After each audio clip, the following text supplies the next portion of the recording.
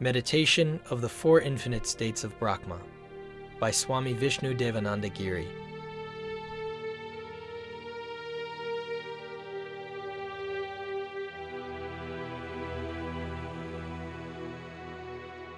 What is the meditation of the Four Infinite States of Brahma, four Brahma Viharas?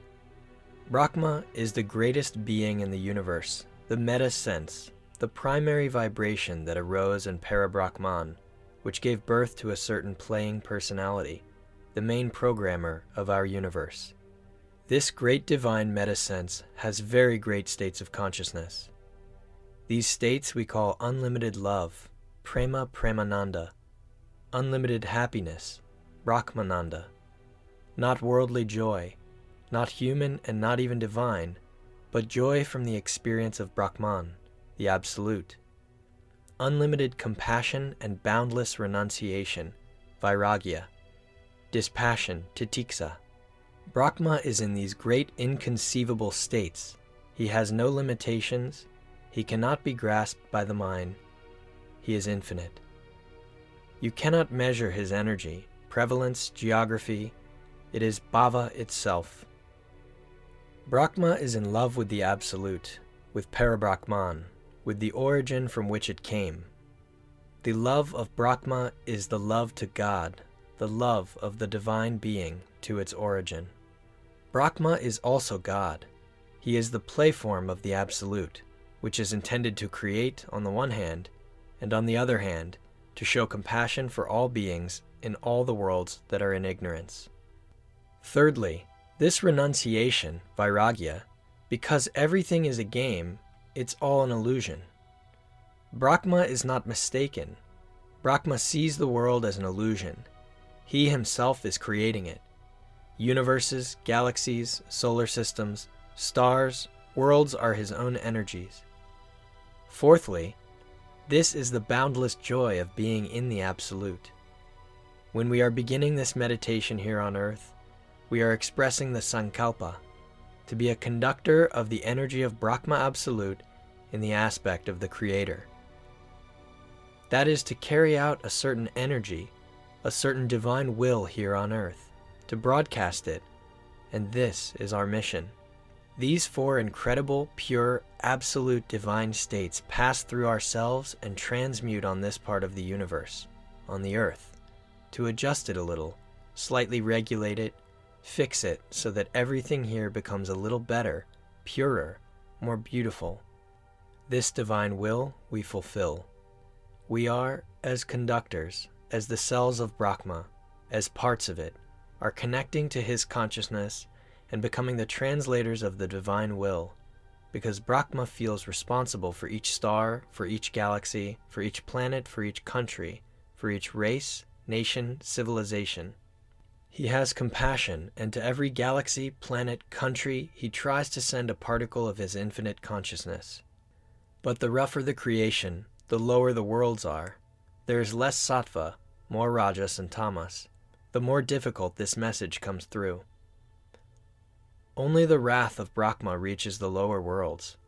But our earth, Burloka, is in the middle, and love and the joy of Brahma and compassion also reach here. Not directly, but indirectly, through people carriers, through us. This is the meaning of this meditation. On the earth, we need to manifest the love of Brahma, his joy in the Absolute, his renunciation, Vairagya, and his compassion.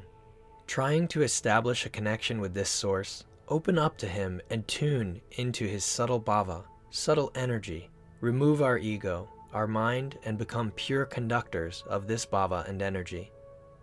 To put it simply, it is the meditation for self-giving, for commitment, for devotion, for emptying ourselves. When we start this meditation, we need to know how it differs from Atmavichara or Mahashanti. Here we do not need to somehow deliberately stop the mind, visualize something. We just have to remove ourselves and tune in to the energy of the blessings of Brahma and the Absolute, to anugraha, and allow these states to enter us. We should connect to the greatest source of energy. For example, there is a sun, a huge source of energy. If we represent the consciousness of Brahma, we can say that these are billions of suns, an infinite shining space that is saturated with the greatest divine bhavas. How will we establish a connection? By the power of thought. Your thought can do anything. It is enough for you to express the intention, and your thought will fly through the universes, through space and time, and will connect you to the desired object. If it is necessary to connect with Brahma, connect with Brahma. If you need to connect with Dattatreya, connect with Dattatreya. We establish this connection by the power of thought.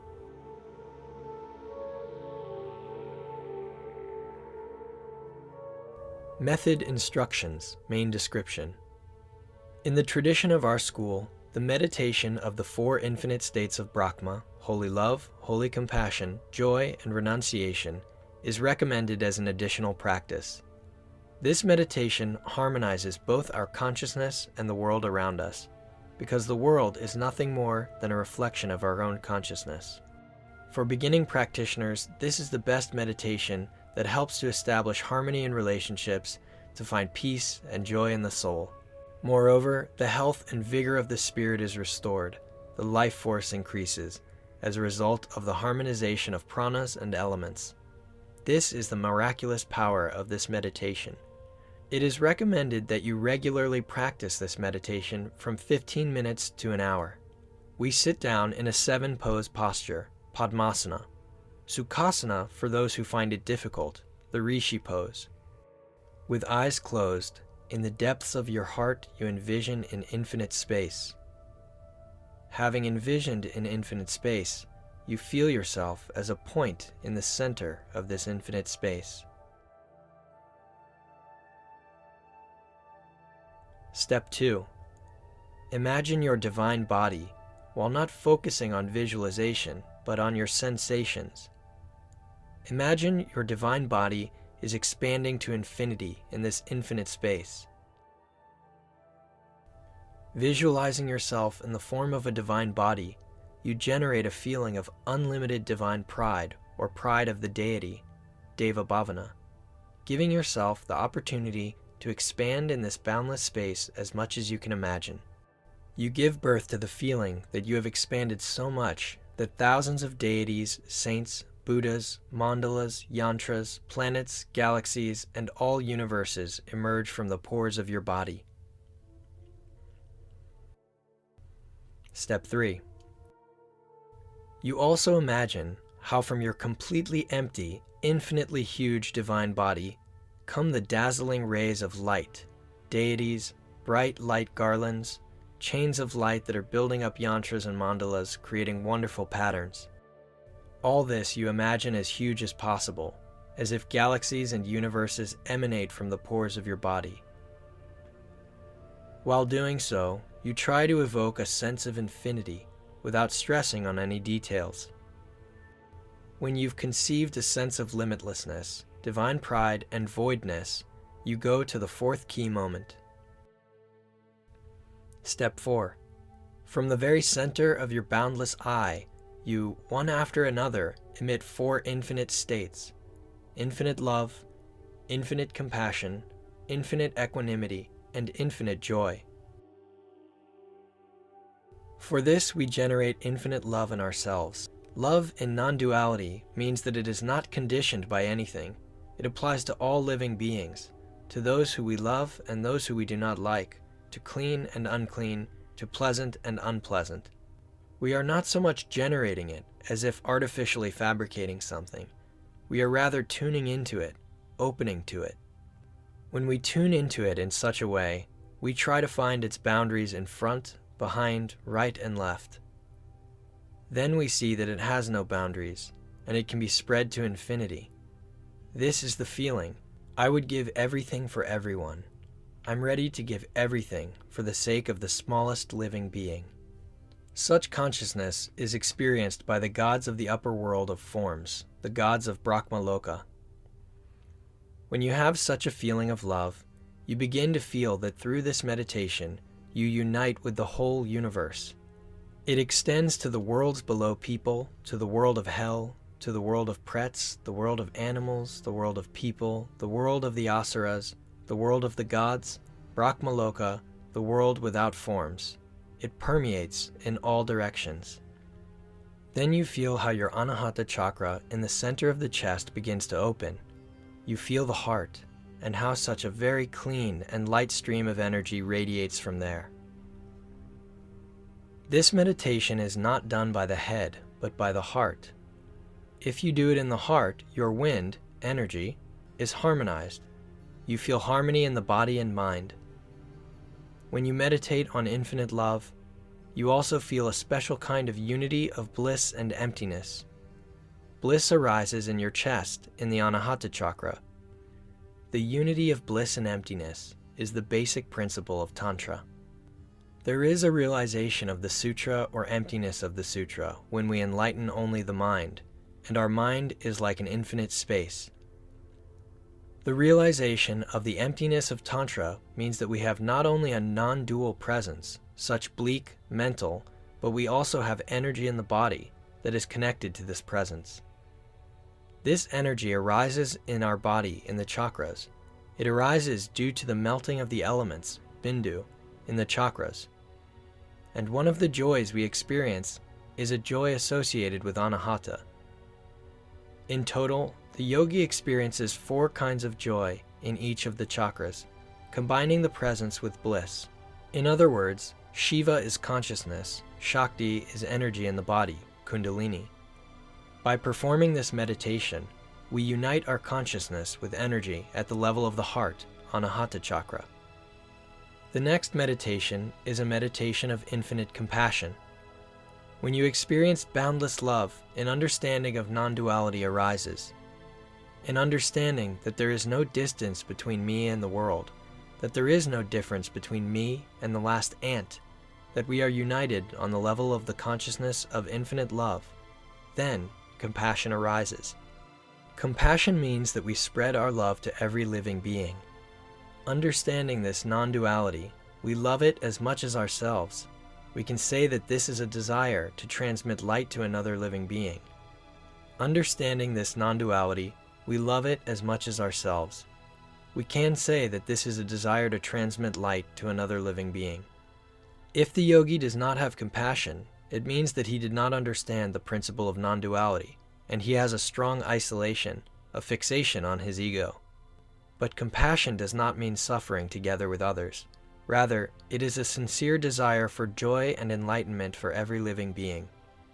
The third meditation that is performed in these 4 practices is a meditation of infinite joy. Endless joy is Ananda. Ananda, bliss, is an attribute of our higher self. When we meditate, radiating infinite love and compassion, we feel that our mind becomes open, wide, and fearless, because we can treat any situation with love and acceptance. When our love is spreading endlessly and without any conditions, it means that we can love even those who hate us. Hence, joy arises. It must arise by itself as a consequence. We feel that we have found an inexhaustible source that from our fundamental I, we can generate the greatest quality, joy. Joy, not conditioned by anything external, but joy which has no boundaries, which has no limitations. This means that you acquire such a completely open, light state of consciousness. Whether you experience wealth or need, suffering or pleasure, your joy does not stop. You understand that everything on the periphery is insignificant. Periphery is a deception. It is an illusion. It cannot be trusted, but in the center, inside your being, you have boundless joy, absolute goodness, and whatever happens outside, you feel this joy. Then you have such a light, open mind. Whether you suffer or experience pleasure, insult you, or, on the contrary, praise, you equally experience it as joy. In fact, you are happy with everything. Even if you lose everything at all, you are happy about it. This means that you accept any situation. That is, you are so trusting of your deep I that in whatever situation you are in, you do not allow your mind to enter a state of suffering, despondency, or depression. You are happy beyond conditions, regardless of conditions, because your joy comes from the Atman and it is infinite. This means that you acquire a real non-dual consciousness. Finally, The fourth state is infinite equanimity. When you equally perceive what you like and what you do not like, what is considered good and what is considered evil, what you think is true and what seems to be false. You generate the same attitude. This means that when you master this meditation, then if you are bullied or insulted or, on the contrary, praised, you treat it with joy, love, and equality. Either if you find out that all your money has disappeared along with all your property and things, or vice versa, that you got the palace, you are treating it equitably. The purpose of this meditation is to eliminate the duality of perception. In any situation, if you are meditating properly, such an equal attitude will deepen your understanding of non-duality. Equality, on a larger scale, means when you see the image of a deity, holy, pure, and the corpse of a dog, unclean, repulsive, you look at them with the same eyes, not accepting, not rejecting, being in the fullness of attention. Usually, we are used to having fullness of attention only to what we like. That's what duality is. Raga, attraction, dvesha, affection or dislike, like or dislike, and abhinavesha, what I like, I will do or strive for, and what I do not like, I deny. But when we talk about contemplation or presence, we must create the ability to meditate without evaluations and judgments. This means that our presence extends to everything. Pain arises. We must enter into pain, be alert and aware of the presence of pain. Pleasure comes. We are not following it. We are vigilantly considering the pleasure. There is a situation that is not in our script, not according to our rules. We are not depressed. We are full of our attention to this situation, remaining contemplative and experiencing joy. This approach is what gives us a real understanding of presence and non-duality. Meditate one by one on each of these feelings, imagining how from the very center of your infinite self emanates these four states, covering the 6 worlds of the world of passions, the world of forms, and the world without forms. When you have developed these 4 states, you now unite them into one. This is one wave of light that you radiate, one stream of radiant light that spreads from you in the form of radiation, penetrating in all directions. This stream of radiant light penetrates to the farthest corners of the great universe, eliminating suffering, ignorance, obscurations of living beings, and enlightening them. To strengthen the state of the emanating light of the Four Infinite, you envision the 6 worlds of samsara, visualizing them as a triangle or a pyramid right in front of you at the chest level. Our unclean dimension, conditionality, the world of samsara in which we reside, you represent it in the form of a colored triangle or pyramid, which stands directly in front of you at the chest level. In this triangle, each bar represents one of the 6 worlds of samsara. At the bottom is the world of suffering, or the world of hell. A little higher, a dull yellow stripe, the world of greedy spirits. A little higher, a dull green strip, the world of animals. A little higher, a dull blue strip, the world of people. Above it is a dull red strip, the world of the asuras. In the very top of the pyramid, a dull white strip, the world of the gods of samsara. These strips symbolize portals, entrances to other dimensions of samsara, the world of conditionality. Visualizing such a triangle, you pass your infinite states to this triangle and try to dissolve it. God, the Creator, radiating the Four Infinite, dissolves all the unclean karmas of the 6 worlds of samsara and dissolves all samsara as a whole. Thus, you close the gates of new rebirths in samsara, staying in such unlimited presence and radiating bhava of the Four Infinite. Gradually you imagine how the light and your Four Infinite in the form of light radiate and dissolve this triangle. The triangle gradually fades and dissolves in the void. It disappears. Ultimately, both the triangle and you in the form of Brahma all dissolve in a void, clear light. Only the feeling of the Four Infinite remains. You stay in this void, luminous space radiating Four Infinite and nothing more, as long as you can. After you finish the meditation, try to keep this state as a continuation of contemplation in everyday life. Thus you meditate 4 infinite states of Brahma, the 4 Brahma Viharas. Correctly performed meditation is a powerful practice of transforming attitudes toward life, values, and so on. It is the meditation that bears your presence. It is meditation that bears your presence. If you do it, your karmic vision changes, as well as the karmic vision of those around you. You become a source of light because you radiate this attitude. It can be transmitted unto others, for example. You can acquire some siddhi, the ability to change consciousness of others. If a certain part of the world's population will perform this meditation, then the karmic vision will change, and this world will turn into heaven, into paradise, because consciousness will radically change. If everyone starts to meditate, how can one be ignorant, evil, dumb, kill others or animals? How can one create all that is happening in the world? Therefore, when we meditate, we benefit not only ourselves, but also other living beings, changing the common karmic vision.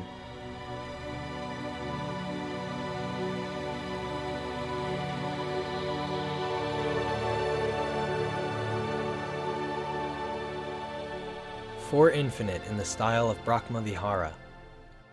Meditation of the Four Infinite you can also do in the Brahma Vichara style. This means that when you meditate on the source of infinite joy, Maha Ananda Brahman, Bhagavan Dattatreya. You meditate on the source of infinite compassion.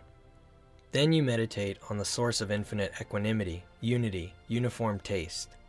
You focus on these qualities, and then you try to explore the source of all these qualities. You can do this conceptually. You can do it without concepts, which is a higher level of practice. But there must be a research vibration, spanda, which penetrates deeper, deeper, and deeper. You focus on the idea of infinite love and explore the source of this love. Meditation of the four infinite states of Brahma, when we spread these qualities, refers to Kriya Shakti, Svatantriya Shakti, but meditation in this style awakens Jnana Shakti. Depending on what we direct the four infinite, one or another Shakti is activated.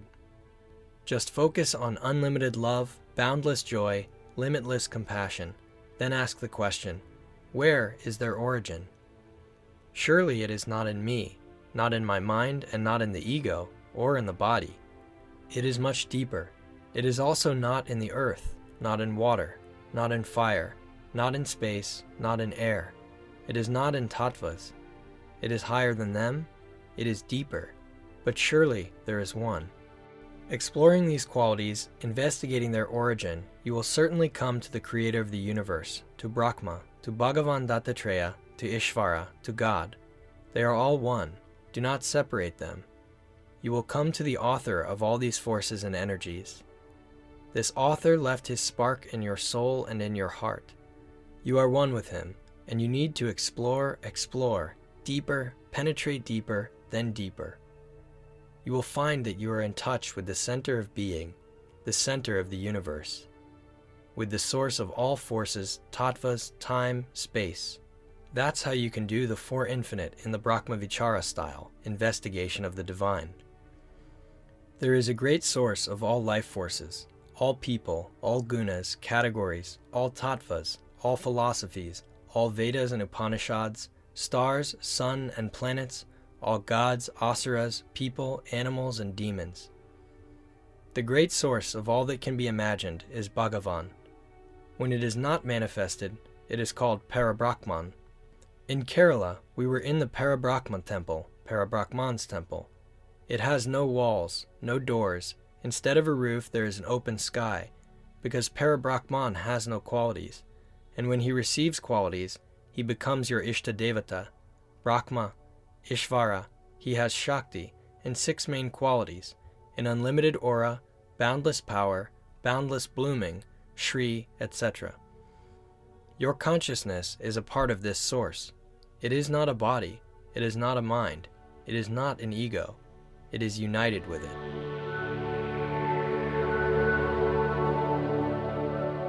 Four Infinite in the style of Tantra. The principle of Tantra is transformation through visualizations.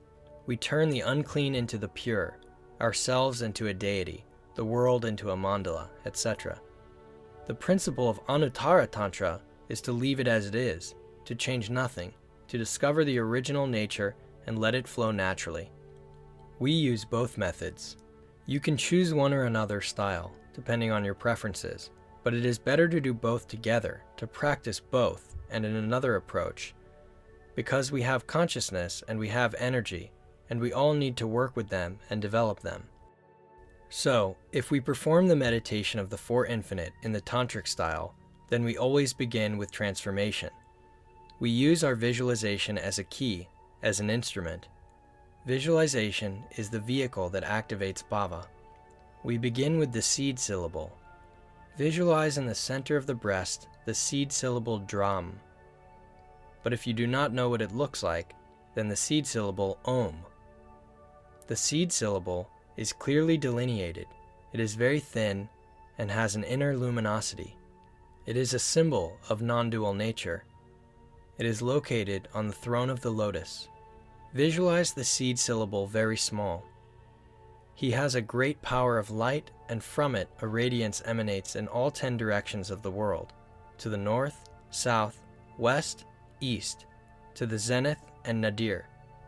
After a while, from the radiant syllable dram, the illusory body of Dattatreya appears, tiny, about the size of a thumb.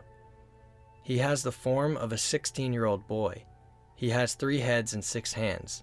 The upper left hand holds the chakra, disc. The left middle one, the trident. The lower left, the jar, kamandal, the symbol of the nectar of immortality. The upper right holds the shell. The middle right holds the drum, damaru, and the lower right hand is abhaya mudra, mudra of fearlessness, which means surrender to me and fear nothing, and it also keeps beads. In all glory, in all splendor, seated on a lotus surrounded by the 4 Vedas, next to the cow, the mother of the earth, and with all the attributes, emitting an unthinkable divine radiance. You need to see it so that it inspires you. Then it will be the deity of wisdom, Jnana Devata. In the center of the Jnana Devata, Bhagavan Dattatreya, we visualize the seed syllable, dram, and this seed syllable is the essence of Dattatreya, its inner emptiness. Then we imagine how the light emanates from the seed syllable and spreads outward in the form of the Four Infinite. It is not we who meditate, but Bhagavan Dattatreya inside of us meditates, emits this light, endless love, infinite joy, infinite compassion, infinite equanimity. The light that radiates from the seed syllable fills our body, and under the influence of this light, we begin the transformation into a deity of meditation. If you do not have a transmission to the deity of meditation, you are transformed into the form of yourself in the form of a 16-year-old boy or girl endowed with the features of pure vision. You spend some time identifying key points, bhava, spanda, jyoti, and shakti, i.e. the greatness of the deity, emptiness, luminosity, and energy. Due to this, we open the mind, enter into deep contemplation while keeping both visualization and space. To that which is attained through the Shambhavi Mudra and Sankalpa of divine pride in the Anuttara Tantra, in the illusory body, we come through the recognition of key points. We represent the 4 infinite states in the form of light that emanates from the center of the chest of Dattatreya, from the seed syllable in the center of the chest of Dattatreya. You need to imagine how the radiance of light fills everything around. The whole universe is filled with love, joy, equanimity, and compassion, the 4 Brahma Viharas. As it fills, light begins to penetrate in all material and transform this material into a pure land, into a mandala of pure dimension.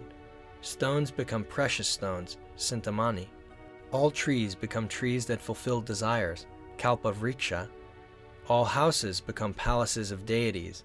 All men and women are transformed into female and male forms of Dattatreya, Vishnu, Shiva, Lakshmi, Parvati, Saraswati. All sounds are transformed into pure sounds, bhajans, mantras, hymns. All actions are transformed into plays, lila.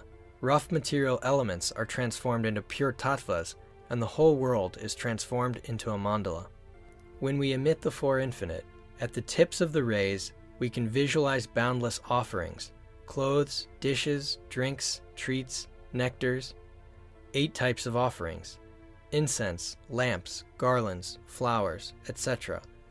All this we offer to all living beings with great love, compassion, and joy. When living beings receive these offerings, their subtle bodies are transformed, their ignorance goes away, their defilements go away. Gradually, they themselves are transformed into deities. When these rays reach simple houses or buildings, the houses are transformed into palaces where the deities live. When these rays touch any sound sources, then all sounds turn into favorable ones.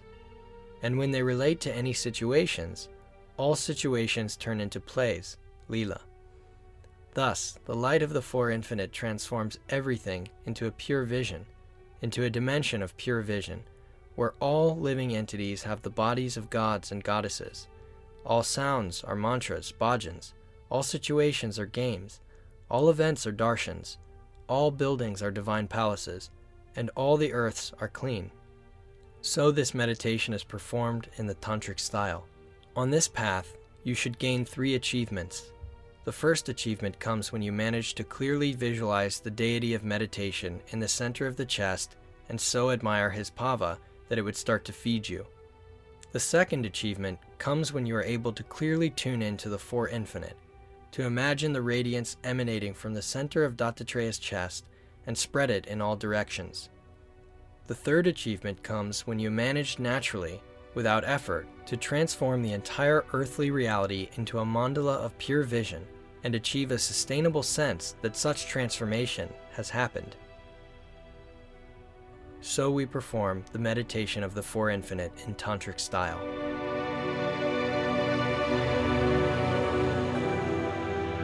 Four Infinite in the style of Anuttara Tantra.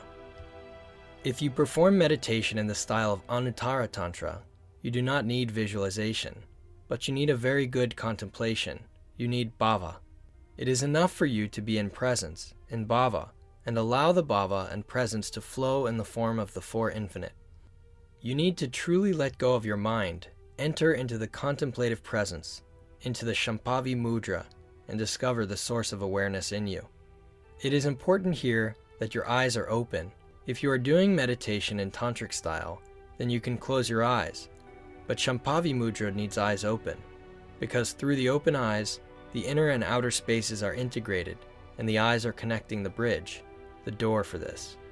With the help of Shambhavi Mudra, we need to enter into a state of deep conscious presence, so that our mind can swing open, so that we can go beyond the concepts of conceptual thinking. When you succeed in this, it is enough to visualize the syllable, but you cannot visualize anything. You simply cause the sensation of bhava, of the Four Infinite, and by being in the Shambhavi Mudra, you perform the emission, or rather, allow it to occur. If you practice it in the style of Anuttara Tantra, you do not pay too much attention to visualization, and you devote 80% of your attention to space and bhava, the greatness of the deity. That is, you shift the emphasis to this practice, and visualization occurs spontaneously. The experience of an illusory body and purity is born instantly and spontaneously. We connect love, compassion, joy, serenity, and equality with space, and simply let this space expand and envelop this whole bhava. It is enough for you to be in the presence, Shambhavi Mudra, and allow the Four Infinite spontaneously to flow out from your inner center. When you perform the meditation of the Four Infinite, do not rush to immediately emit, to spread the rays of the Four Infinite in all directions. Spend some time accumulating the energy of the Four Infinite, bhava, until it permeates you, until you accumulate enough love, compassion, joy, and equanimity inside. Only when you feel that you have accumulated enough of the Four Infinite by self-giving, releasing, and tuning to bhava, just relax, open your eyes slightly, expand your consciousness, translate it from the inside out, and let the Four Infinite expand in all directions along with the opening of the mind. The first tantric action is emanation. You can apply different methods depending on the situation and your inclinations. You can practice in this style or that style, in any style, but your Four Infinite must be a true spiritual power of light. Sometimes you can follow that method or another. In each of them, it is necessary to become a good, skillful practitioner. But bhava, the very spirit of the Four Infinite, is always the same. It is always unconditional love and joy. This can be likened to a pure, tender, loving light that comes from a deity. You need to accustom yourself to emit such a pure, loving, tender, and very subtle light, an inspiring, enlightening light.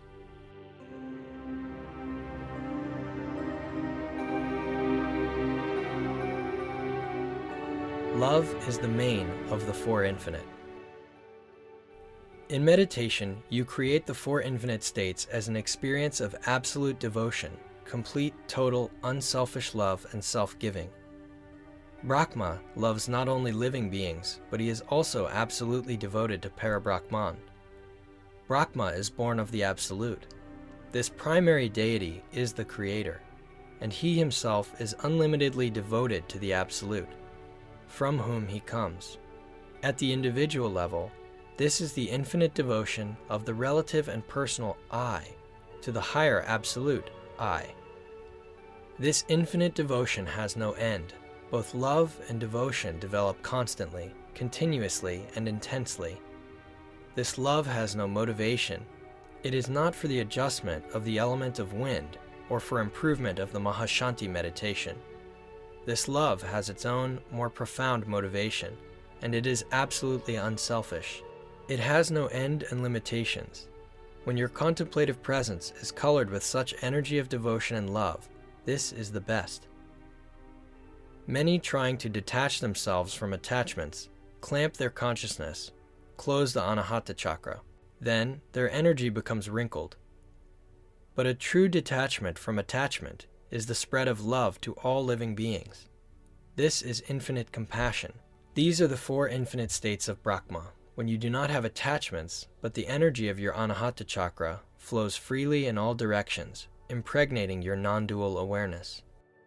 Your Anahata chakra should work and manifest itself as love, so it is important to pay attention to the first of the Four Infinite.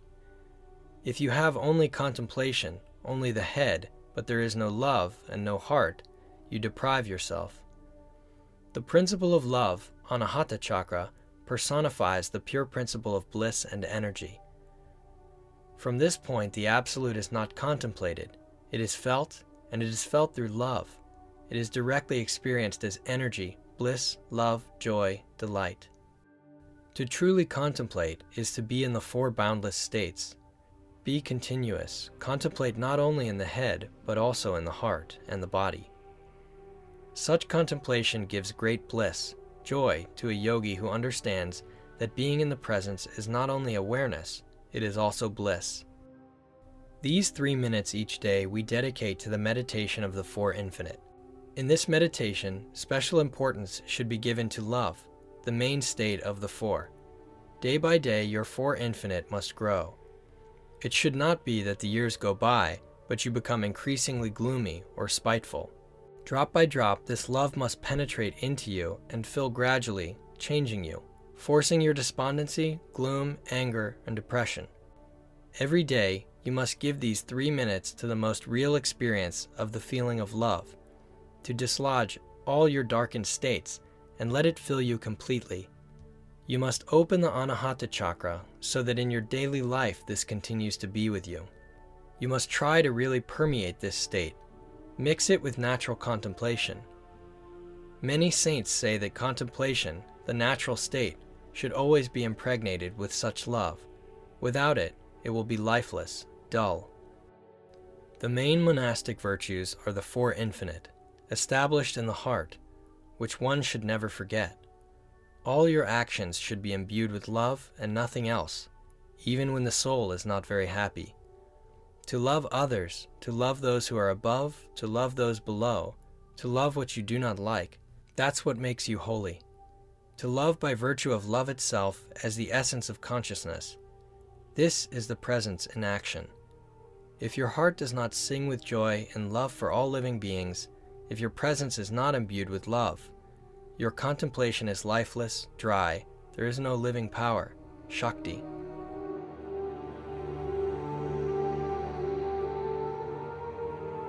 Meditation for Infinite as our service.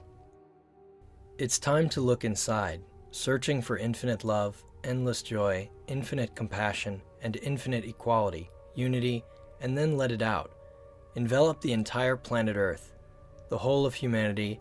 All this is called the meditation of the Four Infinite.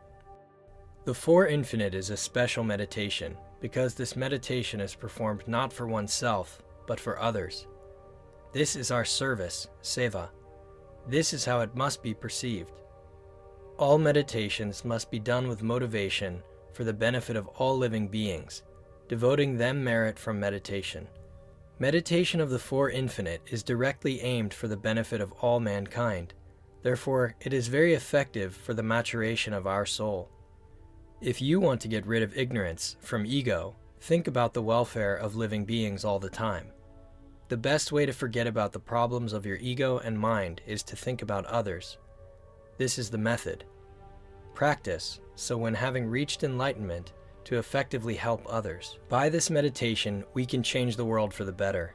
To change the karmic vision, the tunnel of reality, the culture, to harmonize elements of the elements, so that diseases, crimes, depression will disappear, so that the world will turn into a pure country. Then life expectancy will increase. The climate will become softer, the minds of people will clear up, there will be miraculous inventions that will change and make life easier. All of humanity, as a single collective mega sense, will also change. Because we as a cell of this mind spread the divine light, you need to direct these Four Infinite into the surrounding space. Not only that you like, but even in the chaos, the pain, the darkness, the ignorance, the obscurity that is in the world.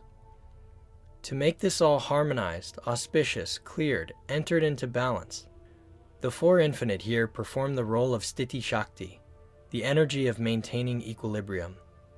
Whenever we meditate so, we try to maintain this balance.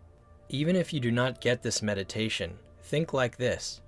By the blessing of my deity and guru, the tree of refuge, I will naturally succeed. Maybe I'm not a perfect meditator, but sanctuary, saints, and Dattatreya are perfect. Manage your thought flows. Your thoughts have great importance. In the Four Infinite, we must draw from our innermost depth of our most pure, sublime, beautiful thoughts, full of love, compassion, harmony, the serene equality of everything. We must deprive these thoughts of concepts and images and allow them to flow calmly, radiated in the form of waves of light, in the form of a pure, soft bhava that slowly envelops everything around and radially spreads farther and farther, as if enveloping all the larger areas. Accustom yourself to think in this direction, sending such thought flows so that it becomes your second nature, your essence. Always, whatever practice you perform, in front of you keep the refuge tree. Always feel like the refuge tree, Bhagavan Dattatreya, the saints, bless you. Their invisible presence is always there. The connection with them is always inviolable. Even if there is not enough light, love, joy, and compassion in you, the refuge tree will always inspire and send this light. Then you will literally be enveloped in holy energy. All the saints of the refuge tree have two main qualities, wisdom and compassion. Wisdom is the principle of Shiva, emptiness, non-duality of the unmanifested. Compassion is the principle of Shakti, activity, manifestation, emptiness, and action. Blessings are the emanation of their love outside. When your thought flow of the Four Infinite is strong, then simply directing it towards a person, you can help him, cleanse, heal, change his destiny for the better. You can change the mood of a person or spirit, creatures in a subtle world, even provide him with a higher birth, or free him from hellish bondage. By controlling your thought flow, you can achieve a lot. Harmonize the elements anywhere in the world, pacify conflicts, because this is your spiritual power, Shakti, and you use it to benefit other living beings. You are doing this meditation as seva, as service to the divine will of harmonization. To spread this power is one of our tasks in the ministry on a subtle plane. Because on the subtle plane of the planet, there are a lot of negative forces, humanity allows uncontrolled manifestations of aggression, greed, pride, selfishness, and these forces require pacification, balancing, purification. Otherwise, the fate of all mankind will deteriorate. Therefore, we are here as the vehicles of the power of sustenance, Sthiti Shakti, and the power of Vishnu. In the role of the guides of Anugraha Shakti, the enlightening power. This is what many saints do, sitting in their caves or gods in divine lokas. By our meditation of the Four Infinite, we must correct the mistakes of our thoughts during the day, if we have committed unclean, harmful thoughts. First your mistakes, and then the mistakes of other living beings on earth. That is, we restore the equilibrium in the ecology of the subtle world as far as we can. The subtle world is constantly clogged with unclean thoughts, emotions of living beings, greed, rudeness, aggression, envy, anger. And this violates the subtle psi ecology of the earth, its subtle body. We, when we are engaged in this meditation, become such astral spiritual ecologists. We restore the balance of sattva. Impure thoughts change the ratio of tamas, rajas, and sattva. Sattva decreases, tamas, rajas increase. And our task is to restore the balance in the direction of sattva. When the proportion of sattva increases, the world becomes pure earth. First, we do this in ourselves, and then on a scale of the whole earth for all living beings. This is our ministry to purify the gunas and restore balance. The light that we present during meditation is the principle of sattva. Sattva translates as radiance, luminosity. This should be not just light invented by the mind, it must be light that carries the bhava of pure vision, divine pride, love, compassion, equality, and joy. When you release yourself, extract the most subtle principle of consciousness. Manifest from it luminosity. Put there bhava and spread it. It will be your right meditation of the Four Infinite.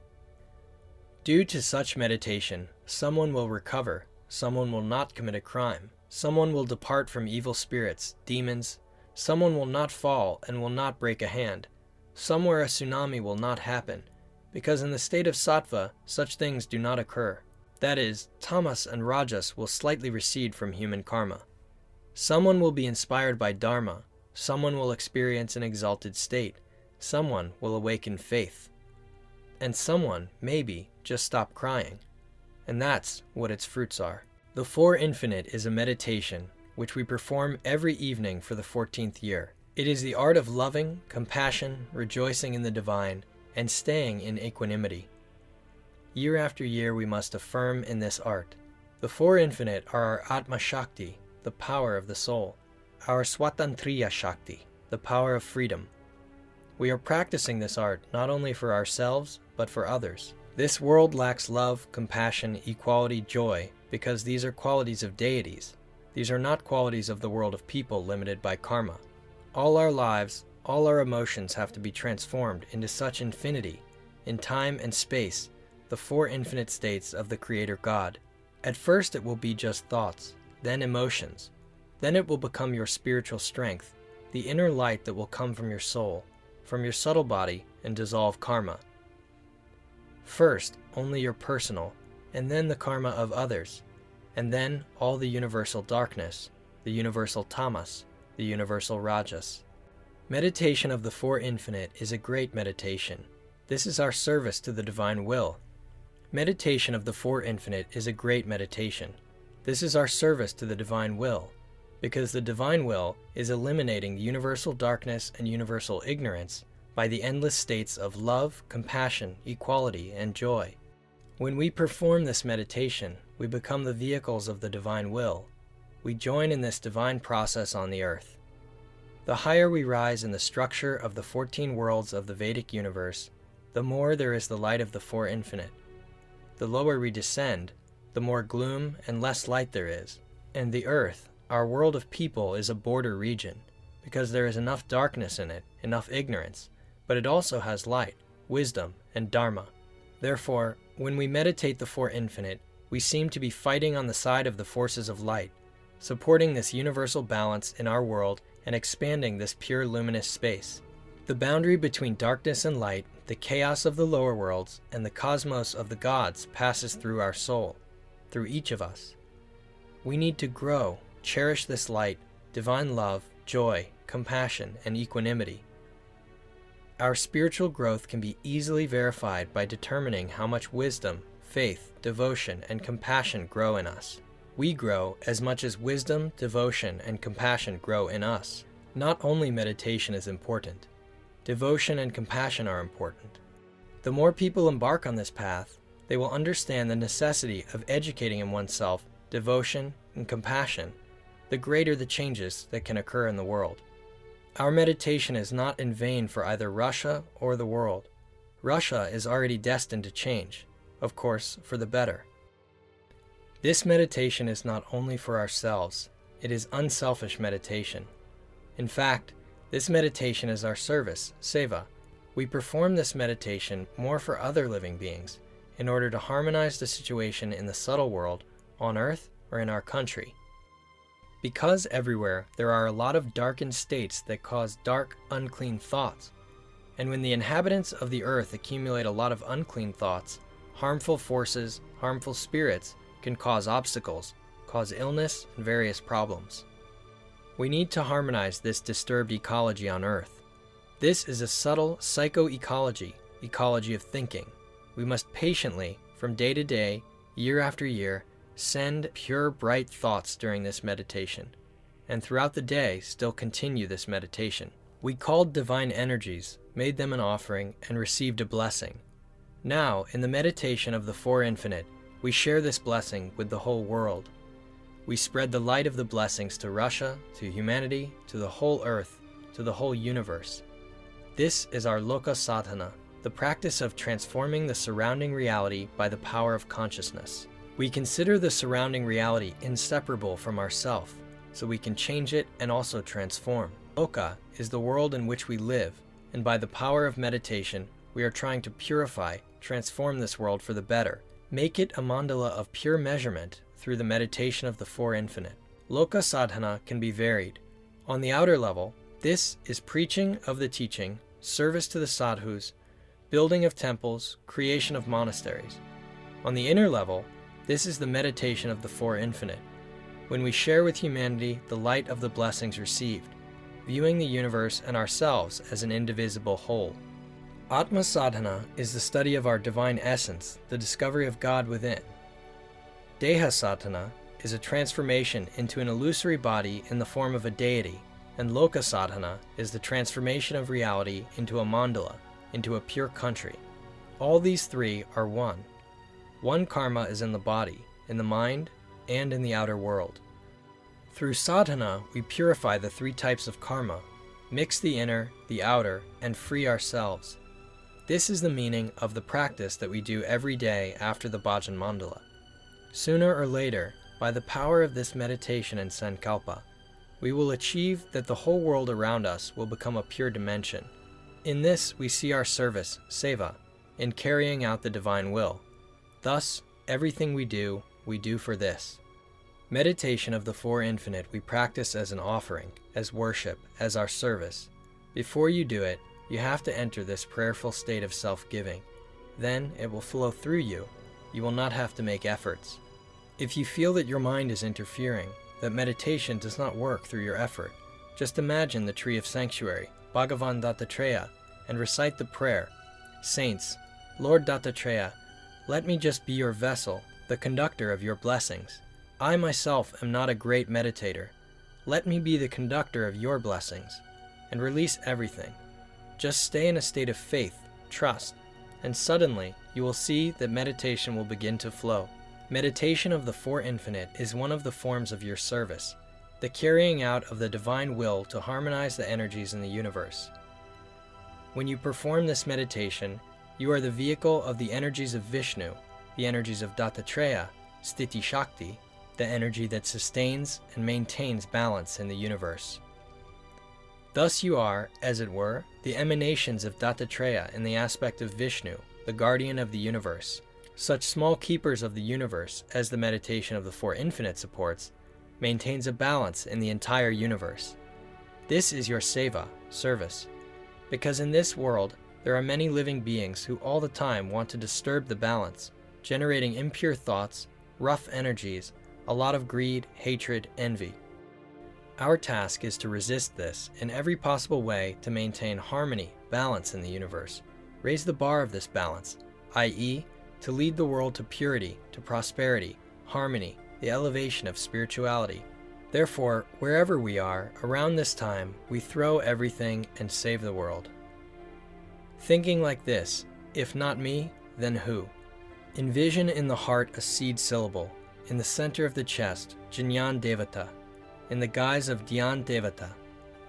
By the time of the beginning of the meditation of the Four Infinite, your transformation must be completed. Then, imagine how a wave of pure, loving, divine, joyful, and compassionate light spreads from the seed syllable to all 10 directions of the world. That's the essence of these minutes after we say, Ki Jai. That's what we do in this period. The wave of this light extends beyond your body, all over Russia, across the globe, throughout the universe, the solar system, throughout the galaxy, as far as your consciousness can, in all 6 worlds of samsara, in all 14 worlds of the Vedic universe. Through the energy of the Four Infinite, in the future you will enlighten the minds of others, save souls from hell, direct them to a high birth, learn to attain dharana, dhyana, and samadhi in this meditation, so that you can be absorbed in this meditation to the level of the first, second, and higher dhyan. Then learn to hold this meditation in action, in motion, in everyday life, connecting it with a contemplative presence so that it is natural. You can tell this meditation to every person you meet, if he wants it. It is not secret, it has no limitations, and the more people practice it, the better it is for humanity. You can collect even large groups of people, 100 people, 1,000 people, 100,000 people, and talk about this meditation. If it is practiced by 7 billion people, it will be very good. All of humanity will change simply thanks to these 10 minutes. We are expanding our spiritual light for the benefit of the enlightenment of all living beings, of all mankind. If we spread this spiritual light, natural disasters will be mitigated, the elements will become softer, ethnic conflicts will disappear, and this place will gradually become pure, enlightened, and blessed. Mortality, the number of illnesses will decrease, life expectancy will increase because this is a certain spiritual force, Shakti, which carries energy of high dimensions. Therefore, it is very important to at least a little bit, but every day to perform this meditation, especially the collective one. You can gather where you live and 5, 10, 15 minutes to practice this practice at the same time with Sangha, with monastery. This will strengthen it. Every day the monks perform this meditation around 8 p.m. at the end of the Bhajan Mandala. Performed at the same time, it is gaining momentum. If 1 million people in Russia will perform this meditation, Russia's karma will change. If 100 million people across the earth fulfill it, the karma of mankind will change.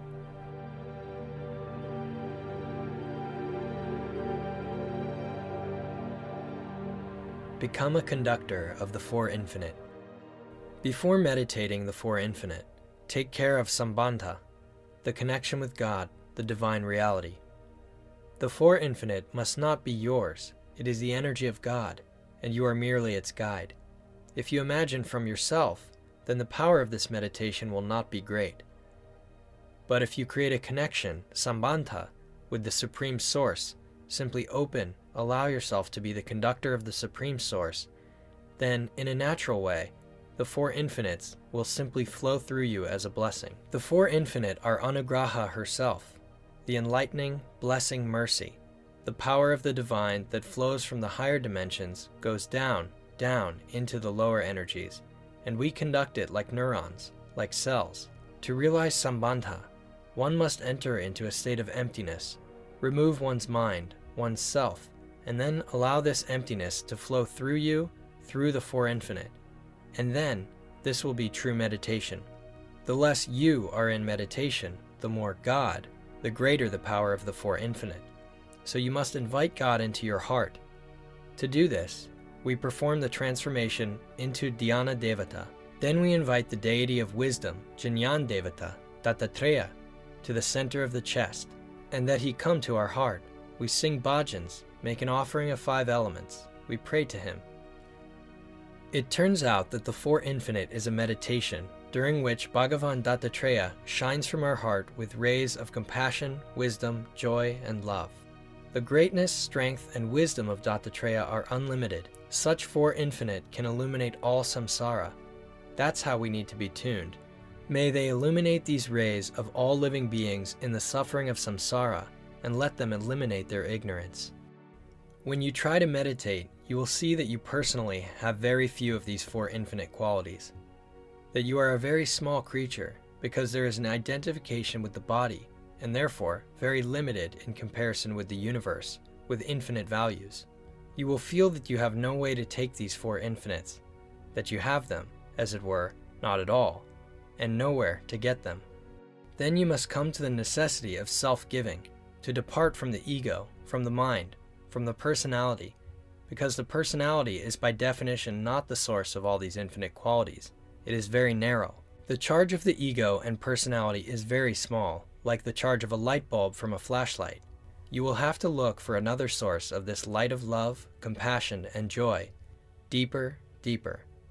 Not in the ego, not in the mind, not in the person. You will have to search for the inner deity, internal Dattatreya. You will have to seek faith, true faith, not mental. Not the faith of the ego in oneself, but in believing in what is above the ego. You will have to open the inner Dattatreya. For this, we must let go of our ego, go beyond the mind, and call upon the blessing of saints, deities, the higher I. To descend the blessings of what is above you, your ego, your personality. Then you will feel the blooming inspiration as the deities awakened in your canals. Suddenly, you will feel the great influx of the four infinite. You will feel a huge descending Shakti. That which comes as a blessing will have the parameters of infinity, because it will not be from you, from the ego, from the person. It will come from the source, which is higher than the ego, higher than the personality. Therefore, it is called anugraha. These will be the true four infinite states of Brahma, the inner creator, the inner deity, the devata. On the spiritual path, in the center of life should be placed not oneself, but God. All our problems are due to the fact that we put ourselves in the center. Teach yourself to be placed in the center of the life of God. And since it is not easy at once, we begin with the glorification of the saints, the glorification of the Dharma. In the soul, constantly glorify the refuge and the saints so that you have no time to think about your personal problems. Glorifying the saints, Dharma, God, Sangha, praising them, cleansing your understanding, you will start to glorify God. But if you put yourself and your problems in the center of life, you will go wrong, and this will only lead you to cruel disappointments. This is similar to if you decided to go to Kailas and then bought a ticket to Nizhnevaratsk. Without looking at the train, thinking that now you will arrive at Kailash, you come, but Kailash does not. The wrong ticket was purchased. Tune so that the soul always praises the chosen deity, the Dharma, the Sangha, the sanctuary, the saints, so that your soul always sings Ki Jaya, so that it does not think about its limitations, but about the greatness of the saints. Put in the center of your soul, saints, Dharma. Those who have put themselves in the center always become a problem for themselves and for others. Those who place God in the center become an inspiration for both themselves and for others. When you meditate the four infinite, try to remove yourself and put Dattatreya, all the holy tree of sanctuary, and the divine and holy powers in the center. You will see how naturally and easily your meditation will take place. Rest assured, Dattatreya knows how to meditate. Moreover, he does not need meditation. Why meditate on who is the essence of samadhi? Its four infinite flows naturally, illuminating all the 14 worlds of the universe. When you think like this, it's not I am meditating, it's Dattatreya meditating in my heart, then your meditation will really work out. By the end of the Bhajan Mandala, one must feel that Dattatreya has settled in your heart. You sincerely called him, made an offering, a transformation, a visualization, and he should be there. But if you do not feel this, mentally cry out to him, Lord Dattatreya, where are you? Do you hear me? And you will certainly feel how he will say, and maybe he will not, but you will feel it. I am always here. I have always been here. It was you who did not know where. You did not see me. I am always here. I did not leave you anywhere. I was always inside, deep inside you. You did not pay attention to me. And when you hear this response, your soul will come to indescribable delight, indescribable joy. It will be just beside itself with happiness. It will begin to melt, dissolve, because it will feel unity. The radiance from this delight from this dissolution which begins to come from you. This is the Four Infinite. True Four Infinite come only from such radiance, such delight and bliss. They do not come from the mind that visualizes something, thinks, so now I will love everyone, I feel compassion for everyone, I am very happy. It's all artificial. It's only suitable as a training. But the true Four Infinite are the bliss and delight of the soul from oneness with God. Now your task is to find in the depths of your soul unlimited love, limitless compassion, joy, and equality. Not in the depths of personality, but deeper. This is what is called the Four Brahma Vicharas, the state of love of God, the Creator within you. For this, one should relax and deeply perform the vichara for a while, investigating one's inner space to find light outside the subtle body, mental, and even causal bodies. Find the deepest inner light that exists in you, light in which there is no personality and there is no duality. How to unseal this light, extract it from within, and manifest itself in this material world, in this mandala of samsara. Then extend it from the center of your chest, from the seed syllable, how to cover and envelop all the earth, the whole surrounding reality, setting an intention that is transformed into a mandala of pure dimension. At first your light is very small, like a small bulb from a flashlight, and you can only light them 2 steps ahead of you. This is the size of your Swatantriya Shakti, but over time it will become stronger and stronger. Then you can spread it to huge areas into the space in front of you, behind, below, on the right, on the left, at the top. Here you need to understand that this is not your personal light, but the light of Bhagavan Dattatreya in the depth, inside of you. This light has the ability to harmonize, purify, and improve the situation, space, the 5 elements, to deify everything. In time you can give others blessings, relying on this light, simply expressing the intention, sankalpa. You seem to put it in the emission of light and direct this light to the right address, the person, the region, the country, the situation. If your strength is enough, this light will bring your blessing. But so that you can do this, you must become one who has the right to give blessings. Mind, ego do not have the right to give blessings. They have no power, no authority. But if you do it in a state of self-surrender, without ego, then as a giver you will not be, but Bhagavan Dattatreya. The Absolute will give it through you, and then your blessing will have power and it will benefit. Four Infinite must be done from the state of Vairagya, separation from the mind and body. It is necessary to enter the state of the observer, to see the body, the prana, the mind separate from the consciousness, to say to the mind, "O the mind that rushes like a dog, I do not give any importance to you. You are not my master. I am your master. I am your source. I'm taller and deeper than you." And to separate oneself from the mind, to find the emptiness inside, where there is no form, there is no name, there is no smell, taste, thoughts, concepts, where nothing hesitates, where everything is invariable, forever. And try to relax in this emptiness, consciously let go of yourself, so that the light access of this emptiness as if he began to come out from the depths of yourself. From this point, it is necessary to manifest the Four Infinite. This emptiness is the essence of the divine consciousness of Bhagavan Dattatreya. This is Brahma, the Lord of the universe, the Creator, and his manifestation is the Four Infinite. Then you naturally and effortlessly find in yourself great compassion, great love for all living beings, great joy and immense dispassion, detachment. Therefore, in the practice of the Four Infinite meditations, not you are the one who practices, but Brahma practices through you, transmits the Four Infinite, and you become its guide. The Creator loves his creation through you. In this meditation, Ishvara himself blesses all living beings through you, gives you darshan of self-knowledge.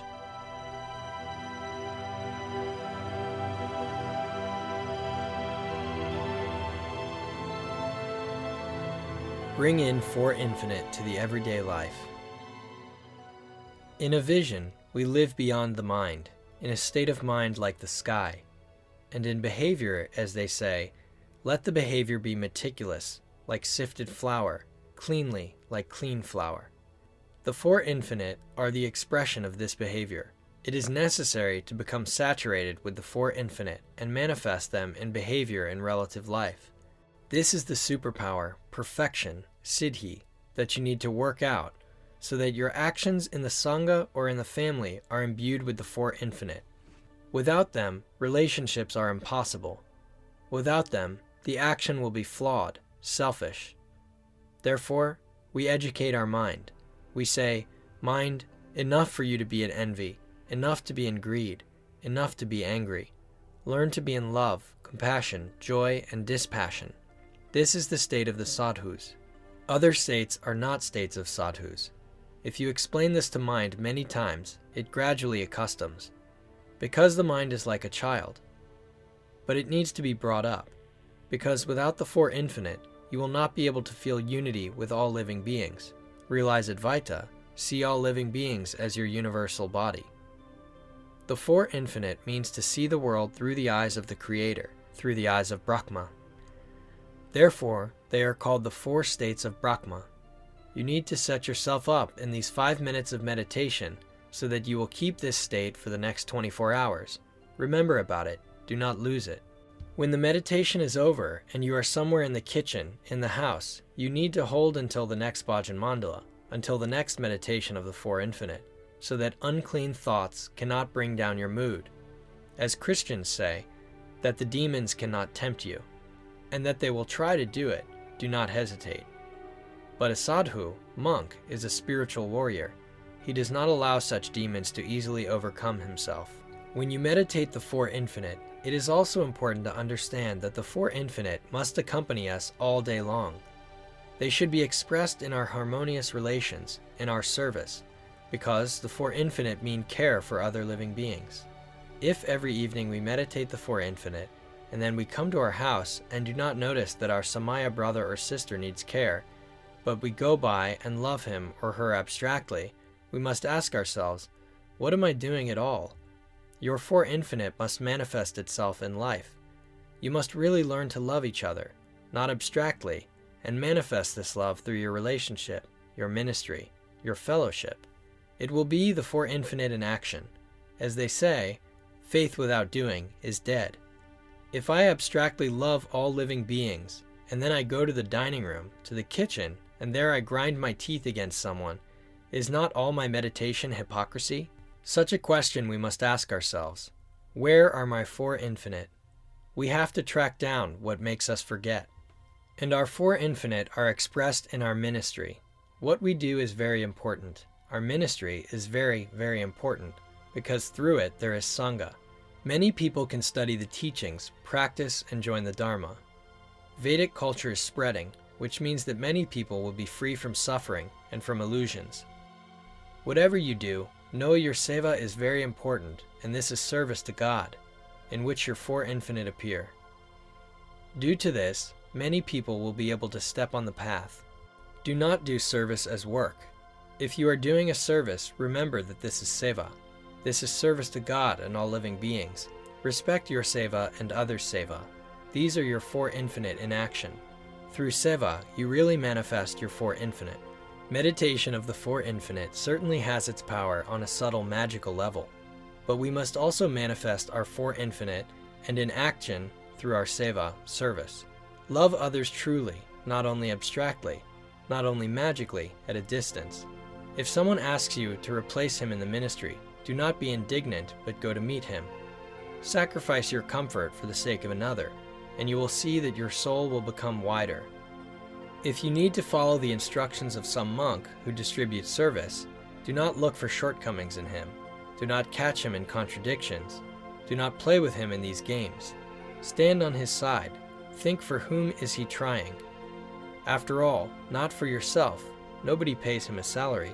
He is the same as you, seeks to carefully fulfill the seva, hold the divine will.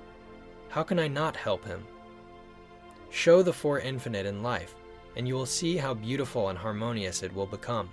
The meditation of the Four Infinite is the way to establish your consciousness in the state of sattva, in a light, transparent, luminous, joyful, loving, compassionate, pure, exalted state. Then we must transfer this state to our daily life. This love, joy, compassion, to extend to what we do with our hands, language, mind, that is, the body, speech, and mind. Learn to love any job, to love everyone with whom we communicate, not for his body, not for his character, but for the divine in him. To learn to rejoice in any weather, any situation, any circumstances, so that these feelings pushed into us anger, fear, greed, jealousy, rivalry, attachment, i.e. rajasic and tamasic qualities. Learn to wish happiness to everyone, rejoice in everything, love everyone, feel compassion for everyone, help everyone. This is the real practice of non-duality.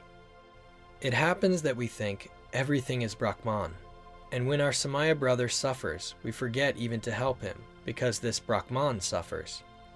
But the real realization comes when you change your egocentric view of the world and assert yourself in such exalted states in which your happiness and the happiness of others do not differ.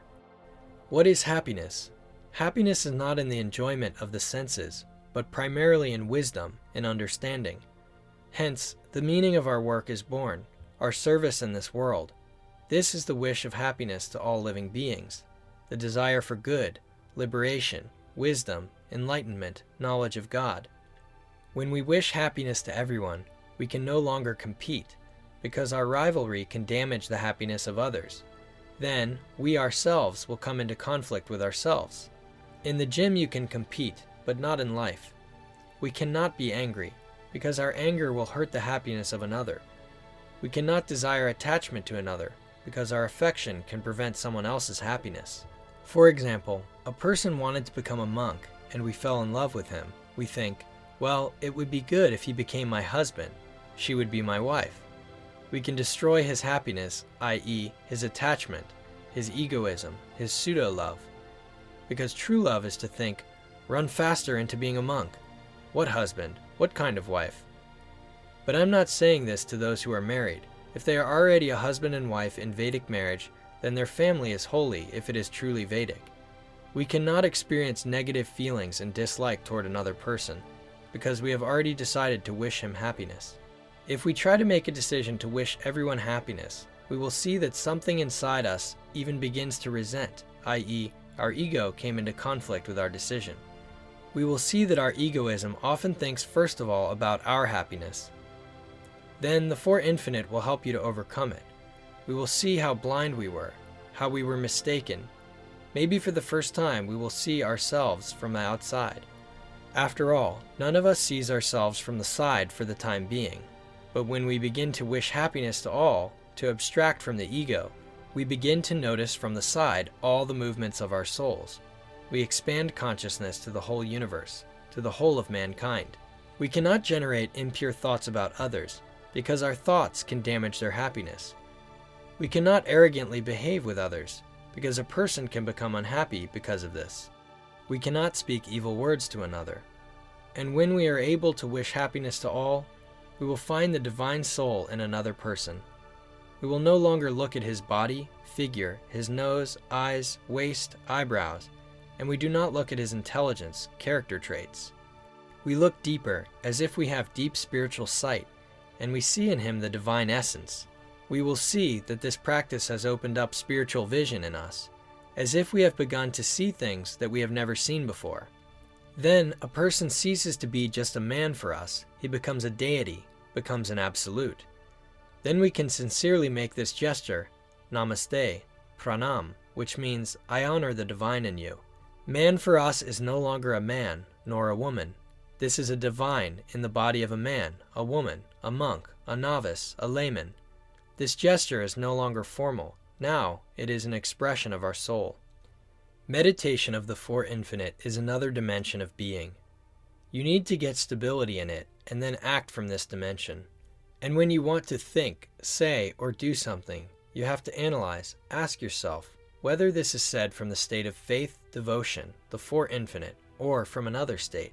Do I do this from the state of faith, self-giving, refuge, the Four Infinite, or from another? And when you have discernment and you can clearly understand from what bhava, from what level of consciousness you think, speak, or do, it will be a sign of the birth of Viveka. Then, with the help of the born Viveka, You must cut off all thoughts, all words, all actions that come from other states, i.e., from the selfish, the mental, from all that we call samsaric vision. When you learn to distinguish and immediately cut off this samsaric vision, and then allow thoughts to appear, but only from the state of the Four Infinite, from the state of faith, samaya, refuge, then you will gain control over the mind. You will be able to pacify the mind, and it will go deeper and deeper. Give yourself such a promise. Not one word of the ego, no thought, no action without the Four Infinite, without faith, without refuge. As soon as the mind wants to do it differently, immediately catch it. From what state are you saying this? From faith? From the refuge? From devotion to Bhagavan Dattatreya? From the spirit of Samaya? From the Four Infinite or not? If you are a believer, you cannot not speak from faith. If you do not speak from faith, then this is some kind of falsehood, hypocrisy.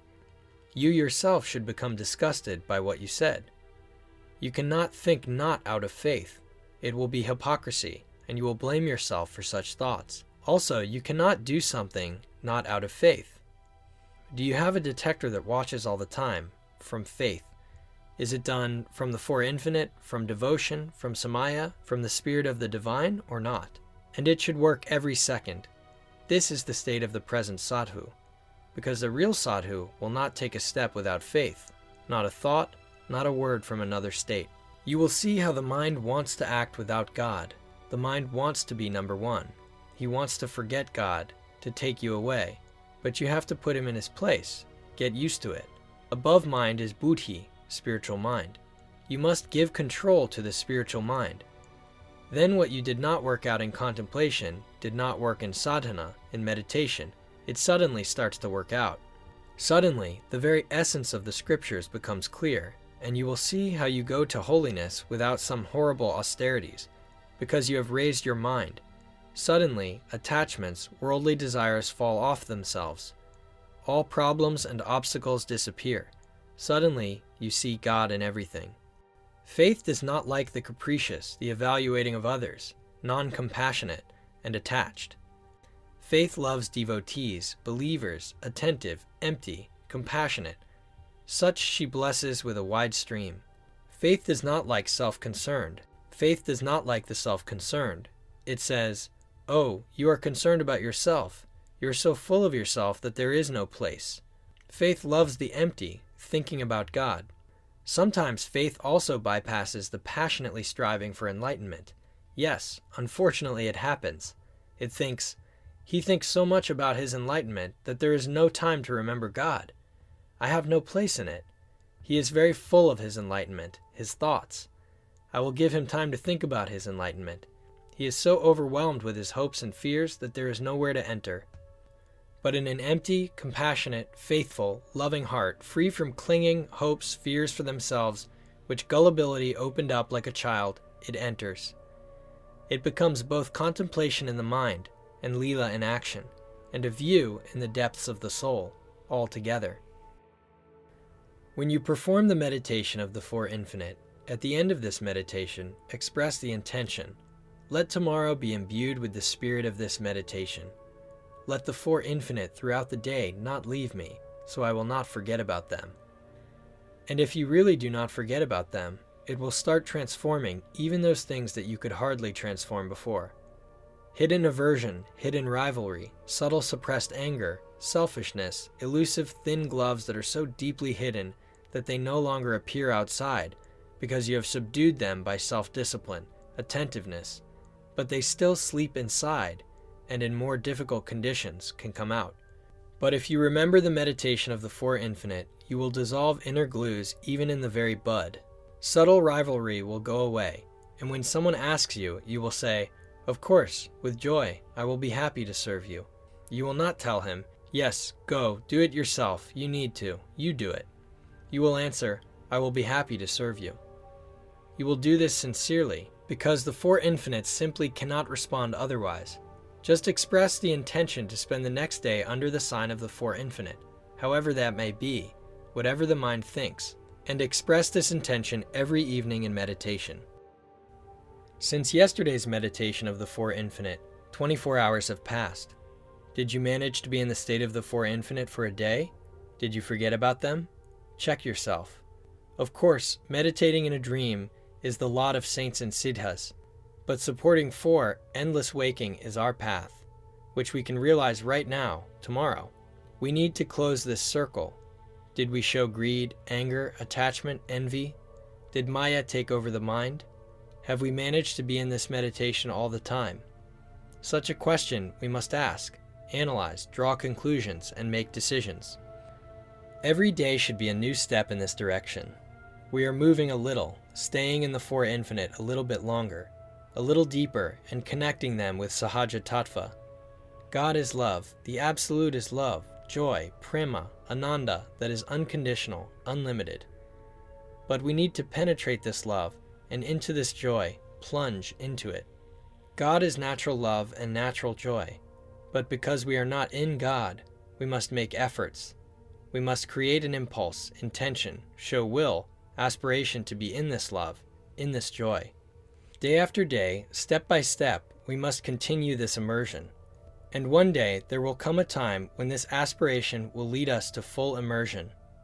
It will become natural. It will cease to depend on our efforts. It will begin to pour out on us with the widest waterfall, the flow. It will overwhelm us, and we will feel the immense fullness, the greatness of this love and this joy. We will barely hold back, not to dance with happiness, so much of it there will be. But while we do not dance with happiness, we do the sadhana according to the schedule, 10 minutes. We pray to Dattatreya to enter our heart, to manifest these four infinite. And we do this not for ourselves, but as seva, service, for the benefit of all living beings, for others, for all mankind. You can train your meditation of the Four Infinite, especially in those moments when you come across something that you do not like, that you are not accepting, that you do not love. When you are faced with such a situation in life, you have to say, now it's time to train in the Four Infinite. This is the most excellent situation. And then start to practice. For example, you are walking in the dark and rain. You do not like the dark. You do not like slush and damp weather. It is at this point that you must create the Four Infinite and try to love it. Or there is some kind of food that you did not like in your childhood. You should say, it's now time for my training. When you fall in love with this food, suddenly you are still a millimeter, one step closer to the single taste of siddhas. Or you meet a man who in worldly life you did not like, but he is here, and he is your brother-in-law. Maybe you just have different signs of the zodiac. Let's admit, air signs often do not understand terrestrial. They live in different visions. They are not bad, just different karmas. You have to say, right now it's time for my training in the Four Infinite. Then start loving another person, presenting him in a pure vision. Or you sit and you have a pain in your lap from sitting, and you do not like this pain. You get irritated. Start thinking, right now I will love this pain. I will open to it. I will see in it a mother, the great mother of the universe, which reveals to me her arms. Pain can also be the energy that feeds you if you are open. Then you can get a series of insights, how to be in single taste, how to be in perceptions. Or when someone scolds you and offends you, you do not like it. You think, right now I have to love this person, love this situation. So I am blessed with Vajra mantras, Vajra good wishes. I am blessed with all my heart. And suddenly, you will discover a new level of vision. You will begin to see everything from the position of the Four Infinite, the equilateral, in the single taste. Your inner emptiness will begin to deepen. Your open consciousness will begin to penetrate everywhere. You will begin to see some things that the saints spoke about, but which you did not understand before. This is how the ancient siddhis practiced. We follow in their footsteps, and we have no other way out how to learn this. In the end, you will be able to discover this total space of the Four Infinite, to discover that it was always natural to you, but you were hindered by the mind that did not accept, rejected, could not perceive it. Imagine this situation. You leave the house and someone rolls you a bucket of garbage. Unpleasant. But if you practice the Four Infinite, try to love this situation. Suddenly, it will introduce itself to you as a divine blessing. The bucket is like a magic jug, garbage is like nectar, and a man like Dattatreya blessing you. You will think, oh, what an important darshan. He accurately clears the karma of many of my lives, preventing me from developing. After all, this is my unclean mind that goes along with this garbage. It has been needed to be done a long time ago. This is how you will treat it. Thank this person. This is very different from what your mom taught you, right? But I will tell you as your guru that you have no other choice but to learn to perceive reality this way, if you want to be a sadhu and follow the path of siddhas. This is how the saints see the world. Just so, you will come to holiness if you change your psychological attitudes. All this is called pure vision.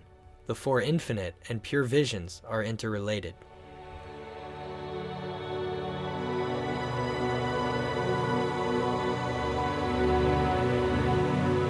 Establish oneself in the four infinite.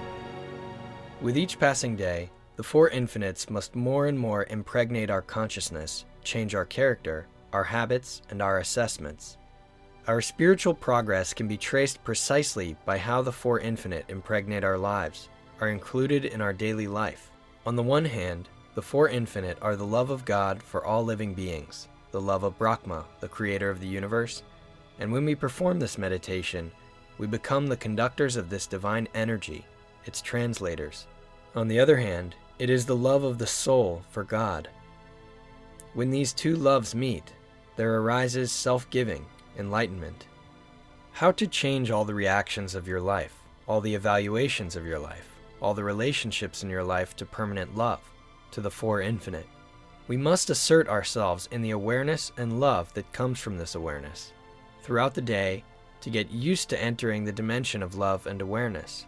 Love is a capacious concept that accumulates in itself all the sattvic, highly sattvic, and divine bhavas, such as purity, harmony, refinement, beauty, the sublime, devotion, and self-giving. This is a whole spectrum, a huge world consisting of sublime sattvic bhavas. We must nurture and cultivate within ourselves this spectrum of sublime and sattvic bhavas, so that they gradually displace in us states of dissatisfaction, tendencies to suffer, impure assessments, all that makes up our past and our karma. Right here, right now, there is a world of purity, sublimity, harmony, beauty, love, awareness, and play. This is the world of deities, the world of saints. In this world, some of the monks and some sadhu laymen are also their consciousness. This is a certain vision.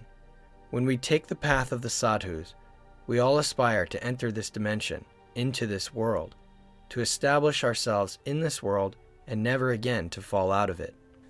The material world that we are in is our karma. When we emit the rays of the four infinite, we purify this karma. This world is the expression of our consciousness. When we create another mindset of this consciousness, this world will also change. After all, the world is connected with us, and we are connected with the world. The four infinite are the purification of the karma of this world and of your karma through a change of mindset. We need to deeply believe in this attitude, to become imbued with it, to be the carrier of this wave and this energy. At first, it seems unusual to us, but that's how divine beings in the divine worlds feel. We need to tune into this wave, make it familiar. In subtle divine worlds, documents with seals do not matter. The concepts of the mind, money, property do not matter, but energy, bhava, mindset are very important. Everything is determined by how you are tuned in the soul, in the mind. The higher the divine soul, the more exalted is its mood. Through the four infinite, we try to elevate the mood of our consciousness and transfer it to the surrounding world a little, so that this world will also raise its mood. Wherever we are, we must not forget this attitude. Even if you have manifested yourself in the form of an angry deity in some angry astral world, at heart you must maintain the spirit of the four infinite. Never leave it. If you become a sadhu, forbid unclean thoughts, forbid critical thoughts, forbid yourself to condemn others, forbid yourself to be dissatisfied, grumbling, blaspheming. But when you want to ban all of this, you will see that the mind does not obey the prohibitions. And then what do? Either you will not become a sadhu, or you will have to fight wisely. Then you need to take the weapons of the four infinite and set the mind on the four infinite.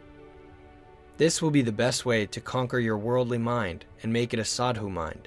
Practice the four infinite. Not just 5 minutes after the Bhajan Mandala, but always.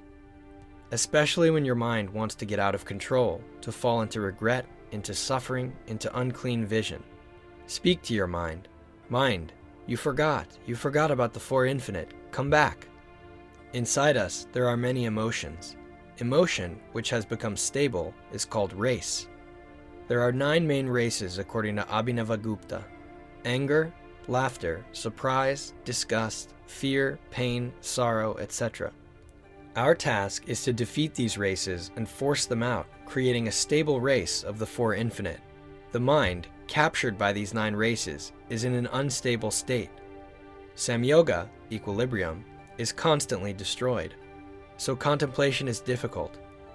Our task, with the help of the race of the Four Infinite, is to defeat all other emotional states of the mind, because some races lead to bad rebirth, for example, anger or fear. The Four Infinite express the principle of Ananda, the bliss of Brahman, and they are inherent in high worlds, such as Maharloka, Janaloka, Tapaloka. Your attachment, your jealousy, your rivalry, your envy, your anger should be removed by the Four Infinite. Whenever they pop up, you should notice this, and after half a second start the practice, dissolving all the bubbling emotions with a wave of Four Infinite. Your estrangement, your pride, your self-righteousness should drive out the Four Infinite. As soon as they come up, you should notice it. The Four Infinite ones are inherent in you, but you have to find them deep inside. Open them again. Your discouragement, your dissatisfaction, your murmuring, your self-abasement, your lack of faith in your strengths must displace the Four Infinite. The Four Infinite are not your love, it is the love of God, your inner Brahma. It is not your joy, it is the joy of God, the Ananda within you. This compassion is not your ego, but the compassion of the divine. But eventually it will be your joy, it will become your love and your compassion. This will happen when you push your mind away, push your ego away, push back your stereotypical memory, discover a subtler vision, and let it open to you these Four Infinite. Impregnate by the spirit of the Four Infinite. This spirit must supplant attachment, anger, reflection, irritation, any kleshas. Klesha is not enough to suppress. Even if you press them with will, they will still remain deep inside. It is necessary to dissolve them by the power of love, joy, and compassion. It is possible. You must give your mind an alternative, the opportunity to impregnate yourself with another mindset, another bhava. It is not inherent in you by birth, because the Four Infinite are the mood of saints, gods, but not ordinary people, and we must educate it in ourselves. The Four Infinite are the luminous power that unleashes the nodes of karma. You have to overcome dislike of many things, disgust, unwillingness, negative evaluations, and force it out by the power of the Four Infinite. In the soul of everyone, there is a lot of dislike for some specific things, a lot of dislike. We must push the Four Infinite with what we have inside, and the Four Infinite must dissolve this dislike. For example, we often do not like what our ego does not satisfy, but we need to learn how to love it. There are some classes that we do not like, maybe some kinds of service, something else. It is believed that if we do not like something, then we have been doing this in a past life, and this left its imprint. By the power of the Four Infinite, we must dissolve these imprints, so that no kleshas remain, nothing but pure qualities. When the light of the Four Infinite, their bhava, touch the kleshas and dissolve them, kleshas turn into wisdom. They unfold in another way, in pure form. You must, as you extract from yourself a lot of love, lots of joy, lots of compassion, and much serenity, equanimity, dispassion, and enveloping yourself, and then enveloping the surrounding world until each atom is impregnated with them. Your anger, your jealousy, your rivalry must drive out the Four Infinite. Your hopes and fears must be displaced by the Four Infinite. Your clinging, your greed must be displaced by the Four Infinite. Your impatience should be driven out by the Four Infinite. Your inner dissatisfaction, murmuring, must be displaced by the Four Infinite. The Four Infinite are the light of our Atman, the purest side of our soul. It must win from your soul more and more territory, so that 100% of the territory of your soul belong to the Presence and the Four Infinite that flow from it. The Presence is your awakened Jnana Shakti. The Four Infinite are your active Svatantriya Shakti. the power of freedom, self-liberation. These two forces are the basis of all other forces in the universe, such as Icha, Aishvarya, Kriya Shakti. The Four Infinite must become your background, inner love, inner joy, equality, and compassion. This background should gradually fill your soul, supersede various sinful states, discouragement, darkness, and darkness of the soul, condemnation, as light supersedes darkness. Therefore, the Four Infinite is not only a practice for others, it is also for oneself. With the light of the Four Infinite, you need to illuminate your inner city, your inner universe, so that there is not a single dark corner left. Lighting and lighting. Discouragement, cursing, swearing, verbal or mental, these are sinful states of mind, papas. Malice, greed are the same. Dissatisfaction, grumbling, all these are different kinds of papas.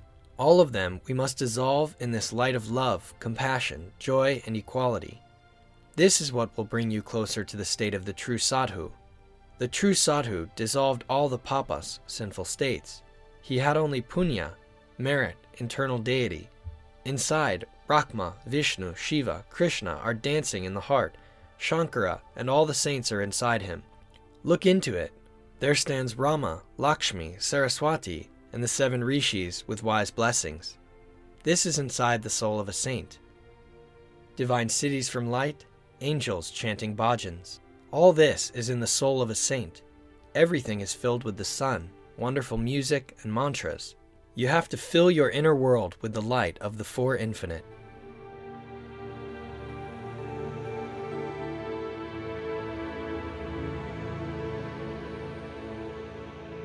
Meditation of the Four Infinite for self-cure. If you have some kind of malaise, a chronic illness in the physical body, you can direct the light of the Four Infinite, so the energy in this place will be cleared and the illness will go away.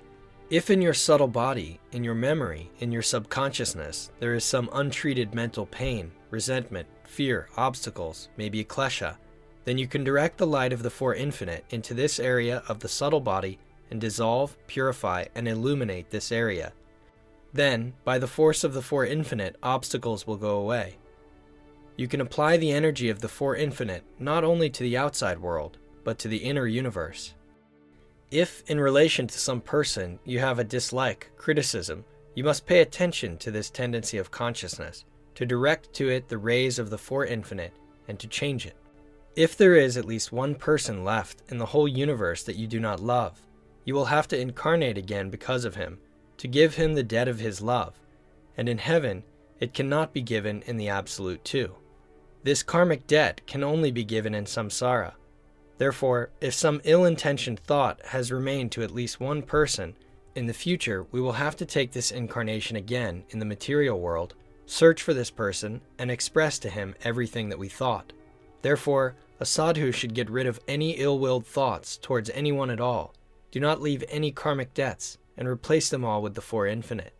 And first of all, you need to teach your mind to love those whom you feel dislike for. If you feel that you need to clear bad dreams or just a bad mood, you must present the seed syllable, perform the transformation, and imagine the light of the Four Infinite. But it must go not outward, but inside you. If this is an obstacle in the subtle body or a mood caused by bad karma, you must turn this light upward on the Sahasrara chakra and above it. If this is an obstacle in the chakras, you must turn the light on the chakras into the middle of the body, presenting the body as a microcosm. Your body contains the 14 worlds of the Vedic universe. Inside it there are also gods, spirits, asuras, and demons, Gandharvas, and great gods. Fill this light with your thin body, your 72,000 channels, every cell in your body, every muscle, bones, blood, flesh, all the elements. If you have anger or irritation, direct the Four Infinite to the area of the Muladhara.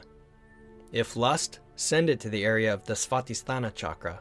If attachment, then the object of attachment and Anahata chakra. If pride, envy, rivalry, Four Infinite must be directed to the area of the Vishuddha chakra. And if the mind is excited, attached to concepts, to some personal excessive effort, to Ajna chakra. If everything falls from your hands and you do not get what you want to do, you need to direct the Four Infinite on the chakras in the area of the elbows and hands. You just need to learn at any time to create an open, strong wave of the Four Infinite. Envelop yourself with it from within, or envelop the surrounding space with it. You need to establish yourself in this space of love so that it becomes stronger than the space of inner fear, dissatisfaction, rivalry, greed, stronger than any flares. If you do not like some service, direct the Four Infinite on him. Eliminate acceptance and rejection. If you do not like some type of food, direct the Four Infinite tastes to develop a single taste.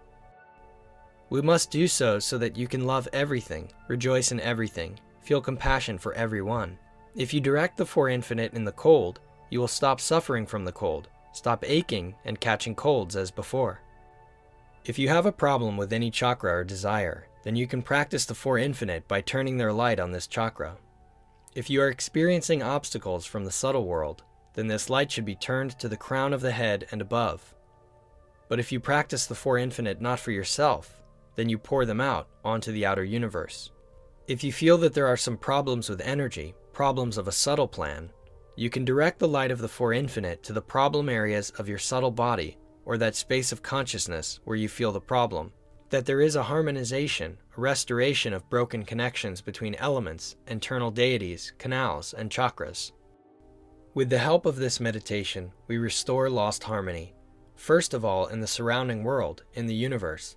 Lost or broken links between the subtle, pure elements, the elements of nature, the subtle bodies of people, gods, and spirits. But also we can restore the disturbed balance within ourselves, between the inner deities, pranas, and white and red entities in the body, the energy and subtle bodies, because the Four Infinite, the Four Brahma Viharas, are the principle of divinity, and the divinity is the personification of balance, harmony. The Four Infinite are the Manas Shakti, mental force.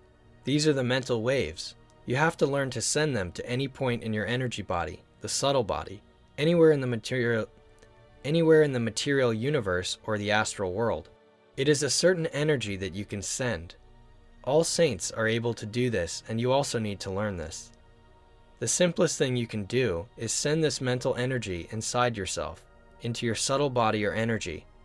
Collect all the love, all compassion, all joy and dispassion, coming from the higher self and not from the mind and the ego, and direct them to the desired point. If you want to purify your subtle body, you can do this with the meditation of the Four Infinite. If you want to clean the upper chakras, Guru Chakra, Brahma Chakra, above your head, then you should represent the light coming from within the heart and direct it upward in the form of rays of light, i.e., send there the Four Infinite. Imagine how these rays of light dispel all the obstacles from the subtle world in the Sahasrara Chakra above the crown. Create a clean space, flooded with light. If you feel some obstacles or blocks in the Anahata Chakra or the lower chakras, then you need to emit light on these chakras. Imagine how the power of the Four Infinite clears the channels of the subtle body in these chakras. Sometimes a person creates some negative beings in the flow of his consciousness. His anger or his irritation creates some kind of spirit. By the power of the mind, you can create both spirits and gods. You can create even demons. When you suddenly become angry, your mind creates demons that exist for a short time and dissipate. But if you are angry for a long time, you can create long-living demons. If you are an alchemist, you have an unclean consciousness. You create many spirits within yourself. If you think highly, sublime, in a state of pure vision, devotion, love, clarity, you create gods. The gods help. Spirits sometimes help, and sometimes get in the way. And the demons seek to destroy the body in order to break free and live independently of you. Sometimes it happens that a man, by the power of his thought, creates some negative being, and then he lives in his subtle body, tortures him, and the person is sick because of this. This is his own creation, which began to live an independent life. This is the nature of consciousness. Then a person must dissolve this being. The Four Infinite allow you to dissolve both the demons and the spirits of your subconscious. We must love them. Your fears, your resentments are the separated part of your ego and your mind. Once personified, they began to live their lives and bother you. The Four Infinite allow you to restore all parts of yourself, dissolve them all. Sublime Body is like a city in which there are many creatures, and you are the master of this city. This city should be clean, beautiful. The gods must live in it. Then it will be called a mandala. and there you will reign as a central deity, Mandala Shivar. But for your subtle body to become a mandala, you need to clean it. Now there are still thieves, robbers, demons, ordinary people, and deities all living together. The four infinite could be turned inward to your inner city, to your subconscious, astral body, and purify it. You, as a central deity, have all the powers for this, the full right. This is your mandala. This is your inner kingdom. Only on you depends on what it will be. Our task is to purify, purify, purify our inner kingdom. If you do it well, you can have dreams where you wash something, sweep the floor, or wash in the shower, or how insects leave the body. It means that you are being purified. And when these dreams pass, there can be other dreams more pure, with some divine signs. The four infinite mean not only love for others, it is also love for oneself, for your inner field, your subtle body. It means filling everything inside yourself with love. It is necessary to love relatives if they were in conflict, enemies, all whom you hated in the world, especially friends, rivals, your fears, your illnesses, your body, everything that is inside, to love everything without distinctions. Do not put limits to your love. Do not let the mind set such limits. The one you are unhappy with, who, in your opinion, insulted and offended you, just returned your karmic debt to you. Then we become a field of the four infinite inside. Therefore they say, not the saints in paradise, but the paradise in the saints. You need to create this paradise within you. We call this mandala pure land. Inside us there is a huge country, a country of a subtle body. It's ourselves, our mind. The mind is not only emptiness and light. It is a set of different areas, lokas, beings. This is the whole astral mind. And all this must be cleared, turned into a paradise land in Divya Loka. Every day at this time, anywhere in the world for 5 to 10 minutes, if you are overwhelmed by any internal problems, you need to enter the four infinite and send the light of these infinite states to the sick organ, to the unclean channel. This means to fall in love with a sick body, fall in love with a clogged canal, fall in love with a sore spot. If there are any astral problems, obstacles, then send this light to the vertex, to the area above the crown. To love obstacles, to dissolve them by the power of love and compassion.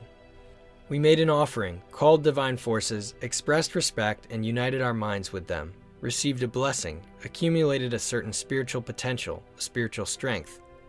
Now, during the meditation of the four infinite, we try to spread the spiritual light we have accumulated, to make it wider, to increase in this world the energy of love, compassion, joy, and equanimity. Since this world is a manifestation of the thinking of beings inhabiting it, and we are also a part of this world, we can, by changing our thinking, improve this world. Our thoughts influence what is happening in this world. Maybe quite a bit, but surely it happens. We also spread the four infinite within ourselves, in a subtle body, in our microcosm. Inside you there are pure lands, the hells of Naraka, and the heavens of Brahma. All this is within you. All 14 worlds are within you.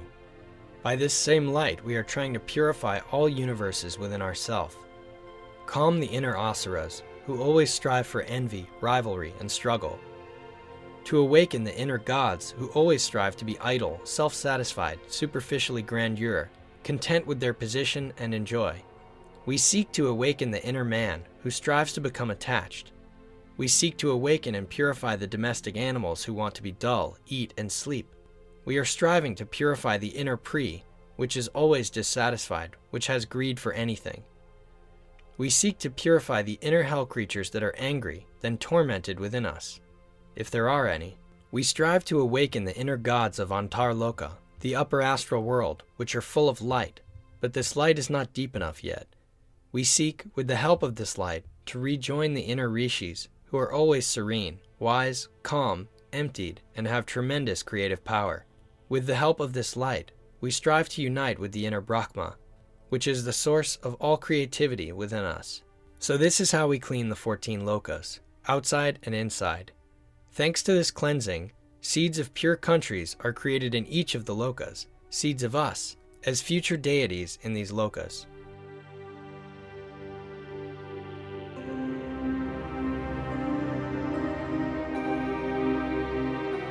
Perception through the practice of Four Infinite. Meditation of the Four Infinite is also a meditation of aversion. when your consciousness unites with all manifestations in the world through non-dual awareness and through joy, love, compassion. This meditation should be with you in life. The rejection distinguishes between man and tattva. Man in the universe is the cause of many diseases, is the cause of suffering. Perception is a reunion with the universe and with tattvas through non-duality. This is sahaja, is the principle of contemplative presence. It is necessary not only to accept what you do not like, but to love it, to be grateful to it. Inside to do namaste, to see it as a darshan of the divine. This will be the same pure vision, which is often spoken about. Not only to take heat, but to love it as a darshan of the divine. Not only to take mosquito bites, but to love them as a shaktipat of the divine. Not only to accept the character of a person who does not like you, but to love all its manifestations as manifestations of the divine. Not only to take prasadam, which you do not like, but to love it as the grace of the divine. Treat it truly as prasadam. Not only accept any situation, just do not be angry, control feelings, but truly love it as a leela of the divine. The more you learn to open your heart, be all-accepting, the more holistic and centered you will become. You will discover this divinity, this center, both inside and outside, and the closer you will be to the divine presence. Then the universe will turn to you with its divine face and begin to bless you from everywhere, start to please you, begin to reveal its secrets, showing the divinity in everything. You will think, how stupid I was. How could I not understand this? How could I not see this? My mind was too ambiguous, so I did not see it. On the contrary, the more you demarcate, the more you do not accept, clinging to your own choice, the further and further from reality, the more you narrow yourself.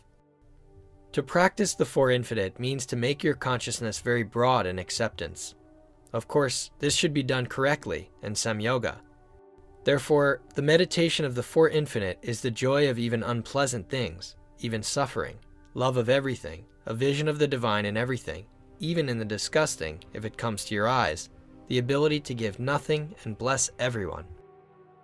Brahma Viharas are the states of God the Creator, not ours, but of who we are to become in the future. Before manifesting these four infinite states, we relax, let go of ourselves. In the depths of our soul, we look for the state outside of the mind. We try to enter from this state of mind into a state of acceptance. This is the state without ego. We need to accept, fall in love with all the imperfections of this world, with its problems and shortcomings. But to fall in love, not in the sense of showing affection, but seeing it all in a pure vision. Then manifest this pure vision as love, compassion, joy, and equanimity, and spread them to all. Acceptance means that I do not hate anything in this world. I do not reject anything. I do not deny it. Instead, I'm aware. From the awareness, I understand what's right for me and what is not. But even realizing what is right for me and what is not, I do not hate anything. I love everything. I do not share myself and the world. It's all one. Sometimes our illnesses are unclean thoughts generated by us when there is no acceptance, at moments of rejection, hatred for anything, or denial. They come back to us. The first way to heal is to fall in love with your illness. Fill it with your pure vision. Do not be afraid. Do not deny it. Dissolve in the light of the Four Infinite, the demon that troubles us. The Four Infinite, this is total acceptance, when we fill it with inner light, love, and joy. Everything that we meet, not paying attention if it's good or bad. You do not say that you will only love good things, only what you like, and what you do not like, you will not love. You do not set conditions. Such love without conditions is the love of Brahma the Creator. Joy without conditions is the joy of Brahma the Creator. Compassion without conditions is the compassion of Brahma. Brahma as the Creator loves all beings in the universe, even the asuras, demons, prets, and creatures of the lower worlds. Just how a father or a mother loves their children, no matter what they are. Here, you also generate such unconditional love, taking the position of the Creator. If the whole world is a manifestation of my consciousness, then I do not reject anything from what is manifested in it. I love everything. In doing so, you are well aware of the path that you are following. The universe should not lead you astray. You understand your path, your samyoga. But in the vision where you do not reject anything, do not put the conditions for your love, joy, and compassion. This meditation should be your constant background. Here, whether you see something good, neutral, or something you do not like, react to everything from the position of the Four Infinite. Especially, you need to learn how to experience the Four Infinite in relation to what you do not like. This is the greatest strength, so you quickly clear your mind. For example, if someone is annoying you, you must learn as quickly as possible how to love him and to feel for him the Four Infinite. If you do not like the weather, rain or snow, or some food, it's the same. But you do not need to be attached to anything concrete, but to spread the Four Infinite on all living beings. Even if you have something that hurts, you need to look at this disease with love. Then there will be the greater chance of being healed. Because your illness is a signal in a subtle body given to you, taking the form of a thin material being, an unsatisfied spirit that breaks the course of your prana. Some kind of hidden childish fear or phobia, or bad samskara from a past incarnation, which constantly requires an outflow of energy. But your love will dissolve this disease, this karma, and all the obstacles in the subtle body. Because the Four Infinite are the dissolving power, the Svatantriya Shakti, the power of divine freedom, you can find those who you did not like before, who you do not like right now, and who you might not like in the future, and extend your Four Infinities to all living beings without making exceptions. There are many terrible living creatures, from sharks and coyotes to carnivorous spirits that take away vitality. But there is no other way out. We must learn to love everyone, even negative ones. We must learn how to spread our Four Infinite Ones to all living beings, asuras, Brahma Rakshasas, demons, and it's difficult to do. It's a big challenge. You'll even be afraid to love such creatures. But you must not look at their shell, it's Maya, but look at their essence, in their inner divine light. You will see that the divine light within them is the same as that of Dattatreya, like that of all saints and awakened ones, only it manifests itself in this way. Such was the Absolute. Then your heart will open. You will easily begin to love everyone, even the most incredible living beings, even the most incredible manifestations in the universe. All the 14 worlds of the Vedic universe, and those below the Mulatara, and those above, will become your eye, will become your heart. This is how the saints, sages, jnanis feel. Your success in the meditation of the Four Infinite is related to the ability to relax and then let go of yourself. Meditation of the Four Infinite must be done through self-giving, Atma-nivedana. Do not hold on to a small personality, a small soul. Atma-nivedana is realized in relaxation and release. Do not be afraid to become big, to become unlimited, to become one with the whole universe, at least for the time of meditation of the Four Infinite, because your potential for love, joy, compassion, and equality is very small, but Brahma has no limit.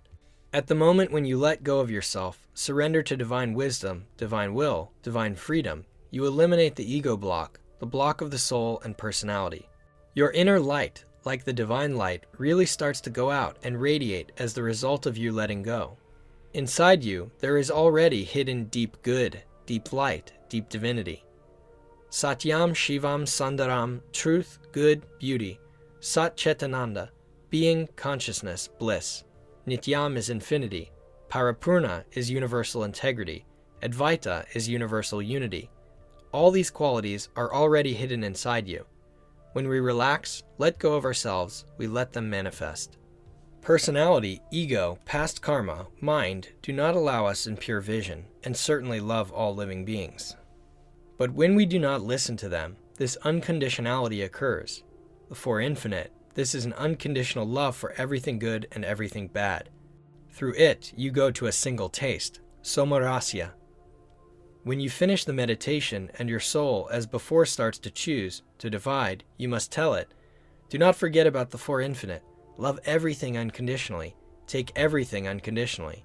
Rejoice in everything unconditionally. Do not put conditions. The moment we succeed, we are one with Bhagavan Dattatreya. This is the moment when we become the illusory body of Dattatreya, when our personality will coincide with his will, and our inner wisdom and understanding will coincide with his wisdom. If you were studying with Gurdjieff, he would quickly bring all of this up in you, or you would have fled. When such a master is nearby, you will not relax. You need constant vigilance. There was a man whom he kept in his sangha specifically, and when he decided to leave, he said, "I will pay you, but you stay." Nobody loved this man. He enraged everyone. Gurdjieff said, "Stay, I really need you. You are doing my work on education." Gurdjieff led through the catharsis, exposed all the kleshas, brought out the ego, and confronted a person with him, so that the person learned to accept, learn to be unattached to the ego, and love what he does not like. You must learn to love what you do not love. Then you will always be happy. You will have no reason to suffer. For example, there is a bad mood. Fall in love with a bad mood. There is bad weather. Like the bad weather. Remain in a state of love and rejoice in it. This will be your self-liberation. One Mataji came to the ashram of Hajda Khan Babaji, who at home did not like washing dishes very much. She came to the ashram with some ideas, and when she came to Babaji, he said, "I will teach you how to wash dishes." She was put to wash dishes, and for the first time, her mind rebelled. How come everything that I did not like in my country, from which I left, came to me again here? What you do not like is your unlearned lessons in life. These are your unworked karmas, and you need to learn to love what you do not like. As soon as you learn this, it will disappear from your life, because it is specially given to you in karma, so that you will understand something. Until you learn to love it, you will not pass the test, not pass this exam in life, and it will be with you, it will haunt you. But as soon as you change your attitude to this, love it, it will leave your life. The four infinite states of Brahma are the expansion of the field of one's love for everything, the expansion of the field of one's joy into everything, the expansion of the field of compassion for everything.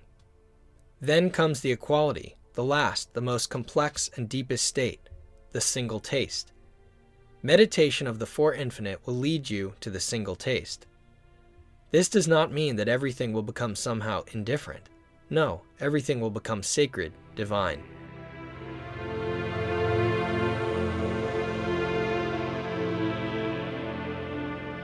Accumulation of divinity. The challenge of your whole life is to learn to live according to the law of the divine worlds, according to the law of enlightened gods. When you entered the path of the sadhus, many of the karmas of the world of people were exhausted for you. Many, but not all. And to live in this world, some karmas must remain with you. But your main task is to learn how to live according to the laws of divine beings. There are worlds of humans, and there are divine worlds in which enlightened gods, siddhis, saints, rishis, and munis live. If we succeed in educating ourselves in this life, we will be able to become sufficiently harmonious, conscious, loving, pure, free from desires, empty. Then we will begin to live in this body according to divine laws. Hence, our next lives will be connected with lives in the worlds of the gods, and the bodies that we receive will be divine bodies. Moreover, our task is not to expect that someday in the future we will become divine beings and reincarnate in the divine worlds. To take such a position would not be right. Our task is to bring the divine world, divine bhava, divine energies directly into this world, to become a God-man during life. This earthly life, these earthly elements, these earthly relations spiritualize, deify. I will not hope for heavenly worlds in the future, as in, someday in the future I will get into such pure, beautiful worlds where there are very exalted creatures, and of course, I too will be among them exalted, thanks to my practice, merit, and tapas. Our task is right now, here and today, at this very second, to embody these divine worlds. Because if we cannot implement them now, it's unlikely that it will ever happen in the future, because the future must have a cause, and this cause we are creating now.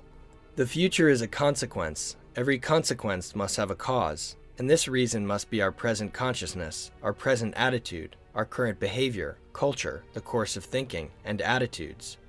We should learn to compare, now I'm thinking so, I'm now saying this, I'm doing it now, but as in the divine worlds, is it really the same, and maybe more sublime? Then, I immediately find out which way to move, to educate myself. Meditation of the Four Infinite is the best mean of cultivating the divinity within oneself. Do not think that this will happen immediately.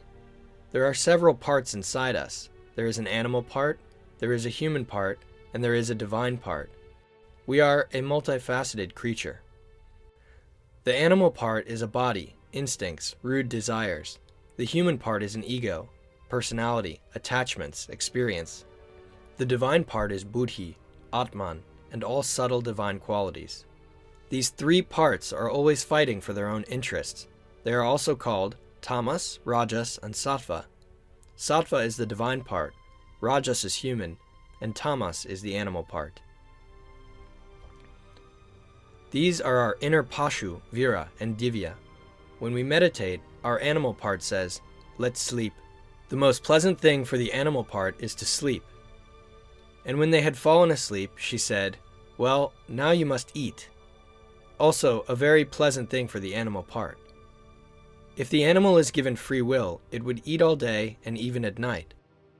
The human part wants more. It wants relationships, entertainment, ambition, ego. The human part will say, "Let's go, we'll talk." The human part is constantly present in our relations, in our assessments, and in our thoughts.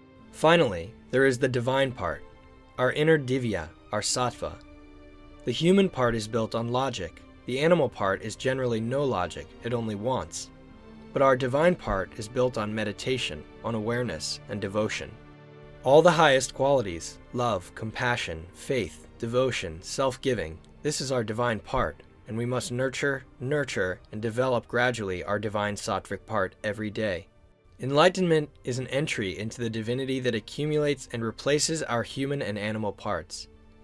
Also, you cannot immediately become a well-deserved master of sports or a well-deserved musician, whose life was given to polished skill. This is a daily work. In the same way, our main craft, our skill, is grinding in ourselves of divinity. When gold is mined, only 2 tons of ore is obtained. In the same way, sometimes we perform many actions, we say many words, eat a lot, meditate a lot, but in a month we gain only 1 gram of divinity. But nevertheless, everything that we have acquired becomes ours.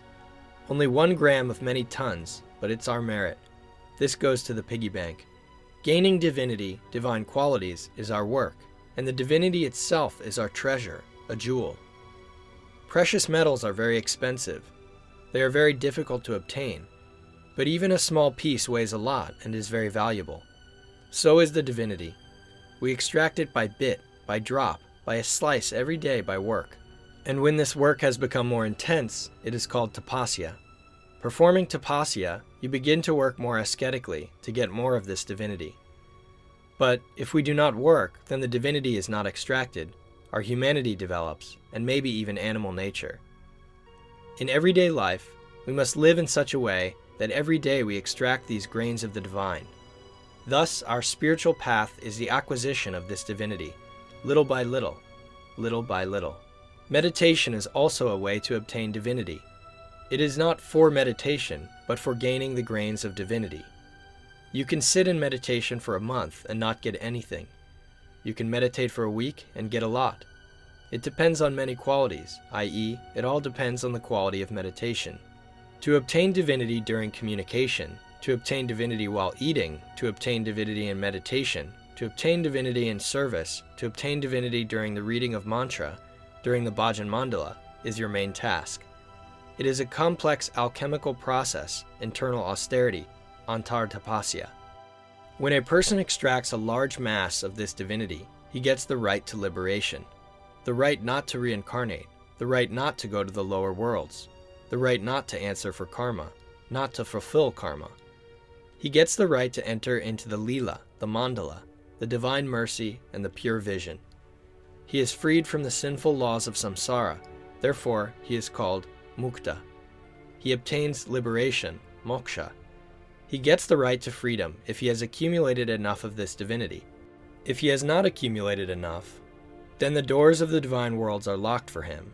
At the gates, there are shining lokopals with tridents, each with a height of 70-story house, and they say, "The reserve of your divinity is not enough.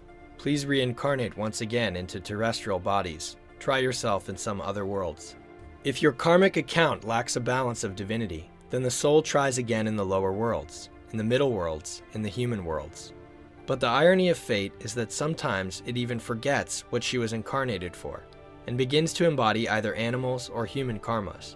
You can accumulate grains of the divine if you have faith, diligence, desire, and understand how to do it. For example, someone shows selfishness, and you show compassion and love instead of egoism. You do namaste and want to help another. The one who manifests egoism does not accumulate divinity, he accumulates humanity, and you at this time accumulate divinity. Someone scolds you, and you do not swear in response, but say, Namaste, and accumulate divinity and not humanity, like the other. But if you forget your doing and also begin to swear in response, then you both accumulate humanity, because the sign of the human world is the ego. And if you are both intelligent sadhus, both want to accumulate divinity, then one says to another, Namaste, and the other says, Namaste. Even if they want to quarrel, they will think, we cannot, we have forgotten what this is. Such wise sadhus accumulate a lot of divinity. Already during life, they gradually enter into the dimension of divinity. Meditation of the Four Infinite is always the accumulation of divinity. Your Four Infinite must be accumulated day by day. This is your inner wealth, your inner spiritual radiance. Little by little, it will change your karma and subtle body. Therefore, we always end sadhana with the meditation of the Four Infinite. The gods have a thin light aura that extends over many kilometers. This is called divine glory, divine radiance, kirti, yashas. The Four Infinite are the way to nurture such a pure, divine, radiant aura. During the meditation of the Four Infinite, you can do many practices. Visualization of the Jnana Devata in the center of the chest, transformation, the emission of light in 10 directions, the transformation of the world into a mandala of pure vision. But the most important practice is the Four Infinite themselves. This is the bhava of divine love, joy, and compassion, to which you must learn to enter. This is a liberating force that you wrap yourself in, and then the surrounding space, humanity, and the earth. It is the power that relieves you of the conditioning energies of this material world, and this force we call the power of liberation, Svatantriya Shakti. Keep this force from day to day accumulating in your aura, so that it envelops you, that it is present in you and radiated by you, so that it accompanies your thoughts, words, speech, and actions, so that it gradually becomes the main motivating force in your life, superseding karma and kleshi. Because this is a power of divine love, the power of divine wisdom, this is the very divinity that is contained in you, this Atma Shakti, the power of your divine I. It must grow, grow, grow, day by day, and this is the only siddha in which I ask my students to focus, grow, and educate. Siddha is the love of God, the siddha of love and compassion for the world around him. Over time, it is this energy that should become your radiant aura. It is from it that the divine signs of realization will manifest, such as the lotus throne, the aura, the divine palaces, and the divine dimension, loka. It's like a sprout in your soul dissolving into a beautiful flower, then into a tree, and then into a huge garden. Strive for your soul to consist of such divine love, out of such compassion, such joy and affection, so that it does not fold down, but, on the contrary, it opens, it becomes wider, purer, and lighter. To love, be joyful, compassionate, but at the same time be detached. These qualities are not inherent in the mind at once, especially in infinite sizes. More often than not, people tend not to like, to be not very compassionate, and at the same time become attached. And all this in a narrow size. Meditation of the Four Infinite is the education of great qualities, contrary to the worldly state. We bring them up little by little. The mind lends itself to training if it is systematically brought up, every day a little. It cannot be brought up immediately, but systematically, every day, without passes, it's possible. Meditation of the Four Infinite is a mega-positive consciousness inherent in the Creator. To think only of good, to say only good, to act well. All these are pure qualities of sattva. Suddenly, before you opens a whole world, consisting of such pure sublime qualities. We strengthen our sattvic part, our divine part. It is in us, we just need to strengthen it. Then the inner deities blossom. Our inner harmony, love, beauty, that slept in us, inside our channels, blossom. Inner Lakshmi, the inner Saraswati. Then we can apply this sattvic power in the suppression of rajas and even tamas. That even these energies become pure and correct. to the inner Durga, the inner Rudra, the inner Dakinis, Rakini, Hakini, also received a luminous portion. They cannot change their configuration, because these are energies of a different nature. But within them, too, this pure light of the divine can be born. This means turning the pure energy of sattva to kleshi, selfishness, and transforming them into wisdom. This is the power of Brahma's meditation. Meditation of the Four Infinite, if it is successful, is an internal alchemy, transmutation. And your body is an alchemical pot or bowl in which an alchemical reaction takes place, remelting of the energies of karma into the pure divine energies of love, joy, compassion, and renunciation. In the energy body, in the subtle body, there are many energies. These are the energies of karma of anger, greed, fear, lust, attachment. Through the ability to meditate, you are remelting these energies into pure light, into divine love, into compassion. This is the successful meditation of the Four Infinite. When you feel joy during meditation, it means that transmutation has been successful. Your consciousness is like the flame of fire. In the burning of the wick of this flame you regulate, making it more vivid. This flame must be sufficient to melt the karmic energies of a subtle energy body, so that you can receive the product in the form of the energy of pure love, compassion, and joy, Ananda, from it. When you have received this pure divine product, it becomes your treasure, which you can put in the treasury of your soul. You must put it there to use it if necessary. For example, tomorrow there will be a new day. There will be relations, there will be conversations, actions, or just experiences, and I will use this product. When I feel any sense unaccustomed to the sadhu, I will pull out and spend this accumulated product because I will have it. If you have a lot of these alchemical treasures in the piggy bank in the form of the Four Infinite, you can use them as much as you want the next day. The whole next day, you will be in a reverent, exalted, and blissful state. But if the Four Infinite is not enough, and you, for example, were seized with suffering or irritation, you are looking for a hand in the piggy bank, but there's nothing there. It's finished.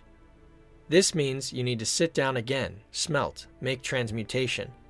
Your body is an alchemical crucible, and you are a master alchemist who is looking for a philosopher's stone, the stone of the Absolute. When you have melted a lot, there are a lot of such treasures in your soul. You are rich. You are a real rich man. The process of such melting is a difficult job. No wealth is given for nothing. God has such a principle: do not ask, but deserve. God gives mercy, but He also wants us to deserve it, to change, to develop the willingness to accept this grace.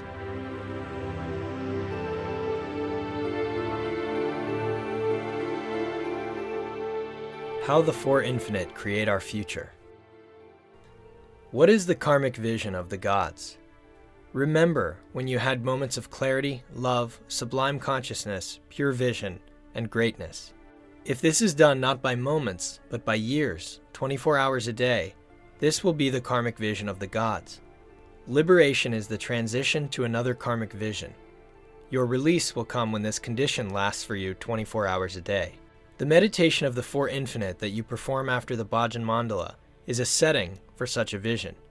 The deeper you enter the Four Infinite, the more you plunge into the karmic vision of the gods. To have a karmic vision of the gods means to live in a beautiful universe where there is no suffering, no obstacles, in the universe of beauty, love, and harmony. It is such a karmic vision that allows one to develop genuine non-duality. Therefore, the monk is not formally, but absolutely sincerely practicing to enter the Four Infinite, to make it the essence of his soul. When you look at the world through the eyes of the Four Infinite, it seems that the whole world is singing and rejoicing with you. Pure lands are levels of reality where living beings are constantly immersed in the Four Infinite. The more you plunge into the Four Infinite, the more reality around you begins to resemble a pure land. Your Four Infinite must grow in strength with the years. This is your infinite aura, and in this aura there is love, compassion, joy, and dispassion. The more you practice them, the wider your consciousness, the lighter it is, more joyful and pure. This is your energy, with which you will purify your karma, the karma of others, and all subsequent lives. Through this energy, you will dissolve all of samsara. And for this, it must become so pure that all this uncontrolled universe with its laws turned into light, into a rainbow, into emptiness, into a mandala of pure vision. That is, the Four Infinite must be made the basis of their thinking, vision of the world, ethics, and relationships. And at the 16th stage of the 16 Kala teaching, when you are like the Creator, by the power of this emanation, it will be your creative manifestation, spanda, you will create whole universes, like ours.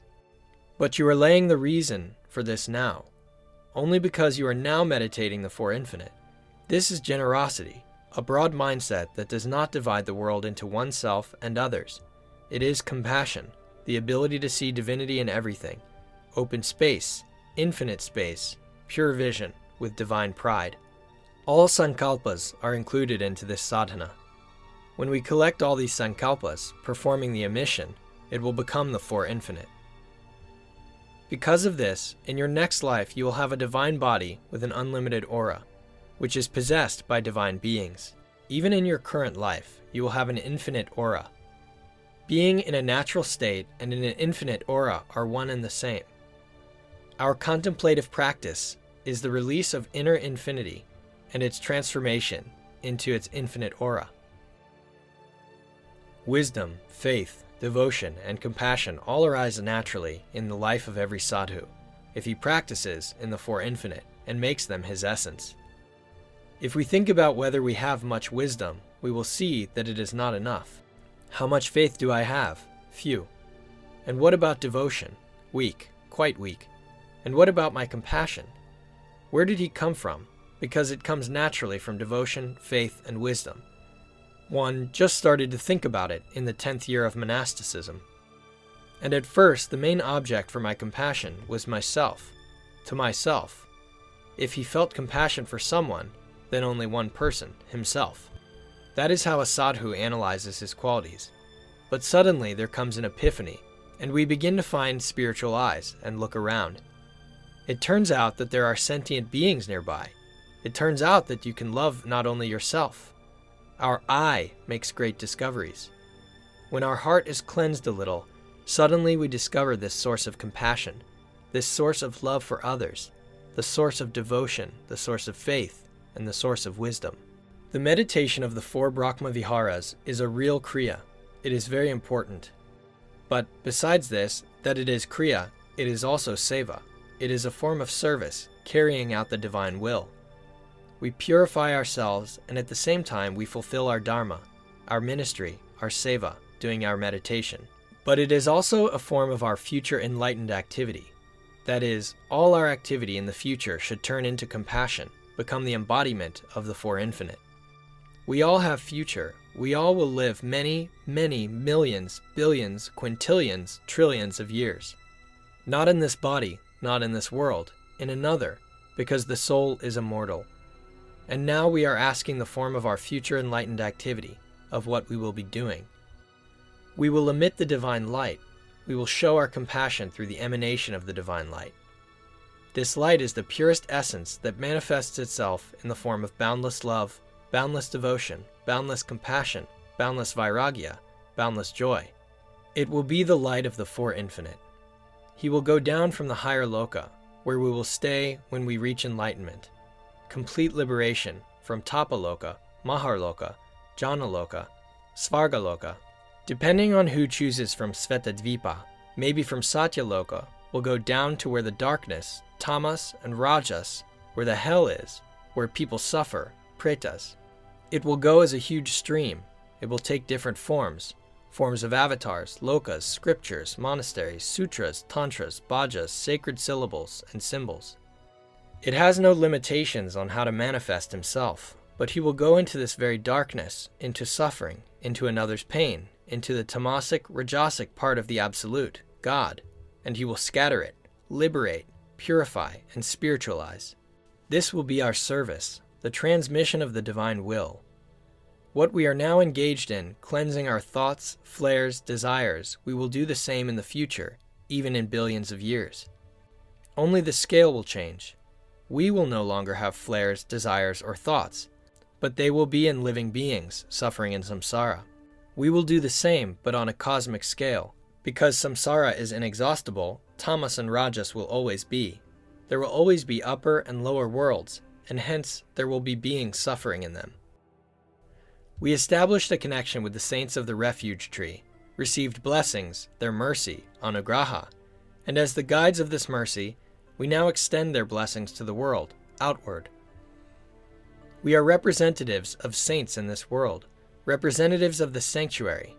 That is why we realize this meditation as their channels, their guides. Again and again we teach our soul to be the vehicle of the divine saints of energies, states, and bhavas. Sometimes you even have to break yourself, because the soul, the mind, do not always want love, compassion, and rejoice. Often the soul is interested to be in some of their experiences. Again and again we must train it to make these qualities our own. It is from these four infinite you create the aura of the deity in the illusory body. The aura of the deity shines and spreads over many miles, many yojanas. It consists of the purest bhavas, sattva, luminous energy. It is this aura that creates pure worlds around and protects from the effects of karma. By our meditation, we have to form this aura around ourselves as a future deity. This aura is also called the power of divine freedom, Svatantriya Shakti. Even if something unclean, negative, enters into it, it will dissolve it. We need a lot of this power, Svatantriya, to be the vehicles of divine energies, to dissolve forces that are not sattvic, which there are a lot on this earth. By this meditation, this Svatantriya Shakti, we establish the supremacy of the power of divine energies, divine powers. This power is valid as long as we ourselves carry out this meditation. Therefore, we must go on our way from a small love to an even greater love of the four infinite. From little compassion to an even greater compassion. From small joy and bliss to an even greater bliss. From small detachment, vairagya, impartiality, to greater detachment. And from simple love, human, we go to the love of the whole world, to the love of God. All these sublime bhavas are states of exalted, awakened divine beings. Immersion in the world of these bhavas, love, beauty, joy, compassion, refinement, sublimity, scale, pure vision, divine grandeur, this is the transition to the dimension of liberation. That is, it is the transition to a new life in which there are so many pure bhavas, emotions, energies, experiences, to a world of pure vision in which all gross, impure karmic bhavas are dissolved, controlled, and present only to a very weak degree. The transition to such a world will become our enlightened, liberated state. Life is not in itself, not in karma, but in God, and is the game, lila. Then everyone who comes in contact with us will also feel this, and also move into this dimension. There is boundless love inside you, boundless joy, boundless compassion, boundless light, and it does not depend on anything external. But you must discover it, believe in it, learn to open it, lean on it, trust it, live in it, do not distract, and do not sell it, betray it, do not change it to any trinkets of the material world, nor to any ambitions of the ego. Learn to keep it, not to lose it. This light is very thin. It requires all your concentration, all your vigilance, all your attentiveness. Here the ego is the source of interference, which gives ripples on the mirror of the mind, which destroys all your awareness and vigilance. And as soon as it wants to stick out, get out, manifest, immediately separate yourself from it. Say, "Shut up then," so it will calm down. Just listen, look, and explore. Believe, trust, open, contemplate, give. Release yourself from the ego. Assert, rely on this light. Stay in it without losing. Unite it with life. Gradually, it will take over your whole being, become your essence. Gradually, you will learn to act not out of the mind, but from the spirit, from the divine heart of being. Then everything you previously thought of yourself, everything that was given an importance, will seem to you just a game, a dream, an illusion, a babble of an erring mind. On the other hand, it will seem to you a divine entertainment, a lila, a mandala of pure vision, blessings that you have not seen before. Suddenly you will find yourself free from causes, free from consequences, free of thoughts, emotions, and ego. Discover yourself happy, dancing 24 hours a day, singing praise to God, glorifying and praising. Not a man with a heavy mind and ego, but a divine channel, a divine vessel.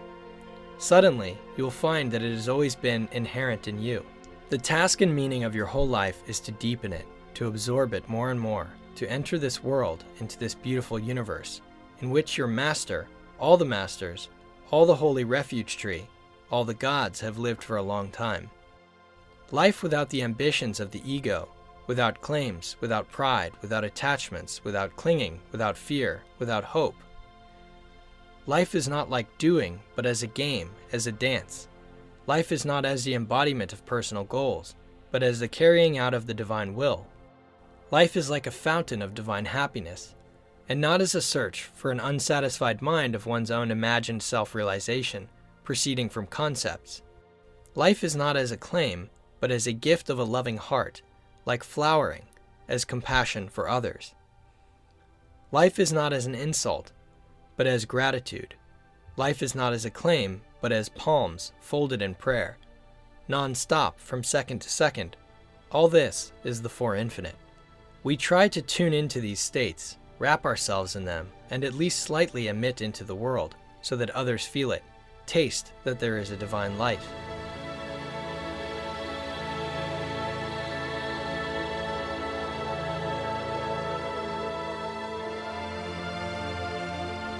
The Four Infinite as Svatantriya Shakti. Love, compassion, joy, and equality. When they are listed in the meditation of the Four Infinite, these are not concepts and these are not emotions. It is a description of the qualities of your inner light, your inner energy, and Atma Shakti. It is indicated that it is necessary to develop this internal energy to infinity as much as possible, to make it similar to the energy of Brahma the Creator. When this inner light is gaining strength, it can dissolve karma, thoughts, and energy. Then it is known as Svatantriya Shakti, the power of freedom, the power of self-liberation. Your Four Infinite are your Svatantriya Shakti, the power of self-liberation. First, practice this meditation to envelop yourself with it, and then learn to wrap it around large areas, for example, Divyaloka, Nizhny Novgorod region, Russia, even the entire globe, the solar system, the Milky Way galaxy, the entire material universe, other worlds, the unphysical universe, Svargaloka, Bhuvarloka, and others. It's about space. As for energy, first learn the power of the Four Infinite to disperse your thoughts, first neutral and then negative, so that you can easily change your consciousness to positive. Then learn to dispel the obstacles that come into your subtle body, the energy clots that appear in it. Thoughts of other people, even heavy thoughts of other people, heavy energies coming into a dream. Then learn to do it in a dream, to disperse dreams by the power of the Four Infinite, to illuminate them, purify them, turn them into pure ones. For example, having fallen into an unclean dream, enter the bhava of the Four Infinite, perform the transformation, and emit a seminal syllable light full of love, joy, and compassion. Turn a dark place into a clean one, beautiful and bright, and then completely dissolve it. Then learn to change the state of other beings. For example, pacify an angry person, pacify the evil spirit, clarify and enlighten the mind of a being lost in bardo, in a dream, to reassure the sufferer from a distance. So you can change the consciousness of beings in an intermediate state, and even release them from the world of hell and other worlds of prets. Finally, when your spiritual power becomes large, like the power of a siddha, you can harmonize even the destinies and karmas of entire nations, smooth out with the power of the Four Infinite climate cataclysms in countries and continents, on stars and on planets. Then you will act as the guardian of the universe, the servant of the mandala of Vishnu, the one who supports, keeps the laws of the universe, cosmic law, cosmic order, harmony, arita. Become one who maintains balance in the universe by the power of meditation. Those who prevent cataclysms, imbalances, wars, and epidemics. Who harmonizes, removes negative manifestations, creates a pure vision.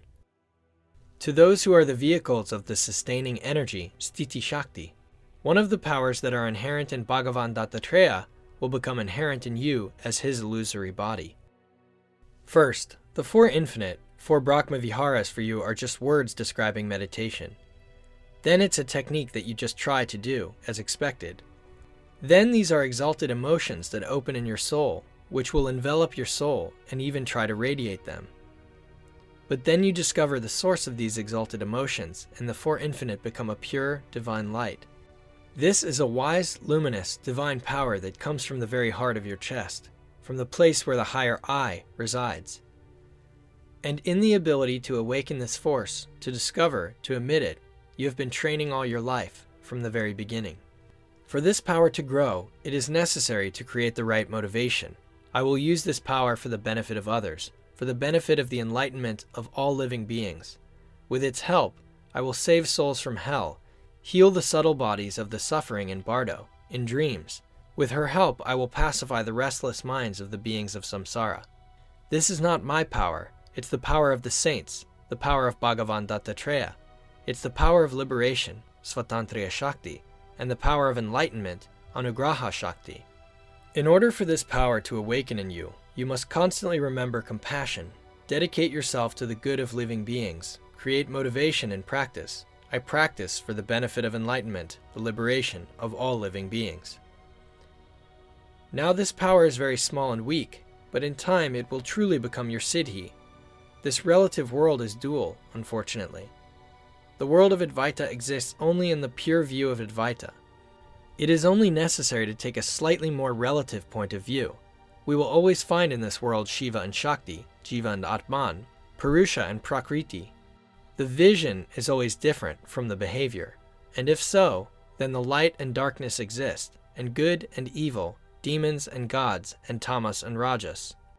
We must keep in mind the view of Advaita, that great point where everything is non-dual, and bring it into this world. Our task is to make a dual world consisting of light and darkness, good and evil, non-dual, completely holy, completely divine. For this we take the side of the light forces. Let's say we fight on the side of the light forces, and our weapons are here. This is the Four Infinite. The Four Infinite represent your Svatantriya. You as a deity, as a devata, manifest your divine magical power, Svatantriya Shakti. The light that, in the beginning, liberates the minds of living beings, unleashes the knots of their karma, dissolves some unclean regions of the subtle world. This is your Svatantriya. You need a strong, deep, pure light. You need a mighty Svatantriya. Because there is a lot of work to do. Dissolve many of your own karmas and the karmas of the surrounding world and other living beings. In the future, this work is necessary, when you will help to release other living beings. The Four Infinite, the meditation that you are doing, is your solvent of karma. This is your Svatantriya Shakti, the power of self-liberation. Your light should be deep and clean. What is the basis of Svatantriya? The power of the Svatantriya is in Jnana Shakti.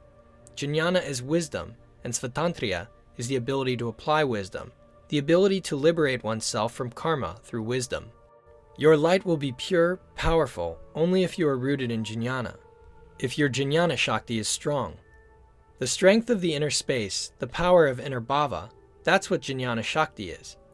This means that the deeper you look inside, the more vigilant and aware you become of the subtle aspects of the inner space. The more you take root in Jnana, in non-duality, the stronger will be the light that you can extract from there. The deeper you grow into the wave of the Four Infinite, the more your Svatantriya will grow. The Four Infinite immeasurably increase the Svatantriya, the power of freedom, independence from karma. That is why everywhere and always we practice in the Four Infinite. We must think this: if Brahma himself could not do without this meditation, what can I say about me? With each day, more and more assert yourself in the Four Infinite. The Four Infinite must become the dominant wave of your consciousness. The Four Infinite must conquer all your emotions, dissolve them, and immerse you in a constant flow of love, joy, compassion, serenity, and dispassion. This is the presence manifested in the relative world. You should strive to replace the usual reactions to the Four Infinite. For example, answer to anger with the Four Infinite. On what you do not like, answer with the bhava of the Four Infinite. To what annoys you, answer with the Four Infinite. This should be your strength, liberating from karma. This power is called Svatantriya Shakti.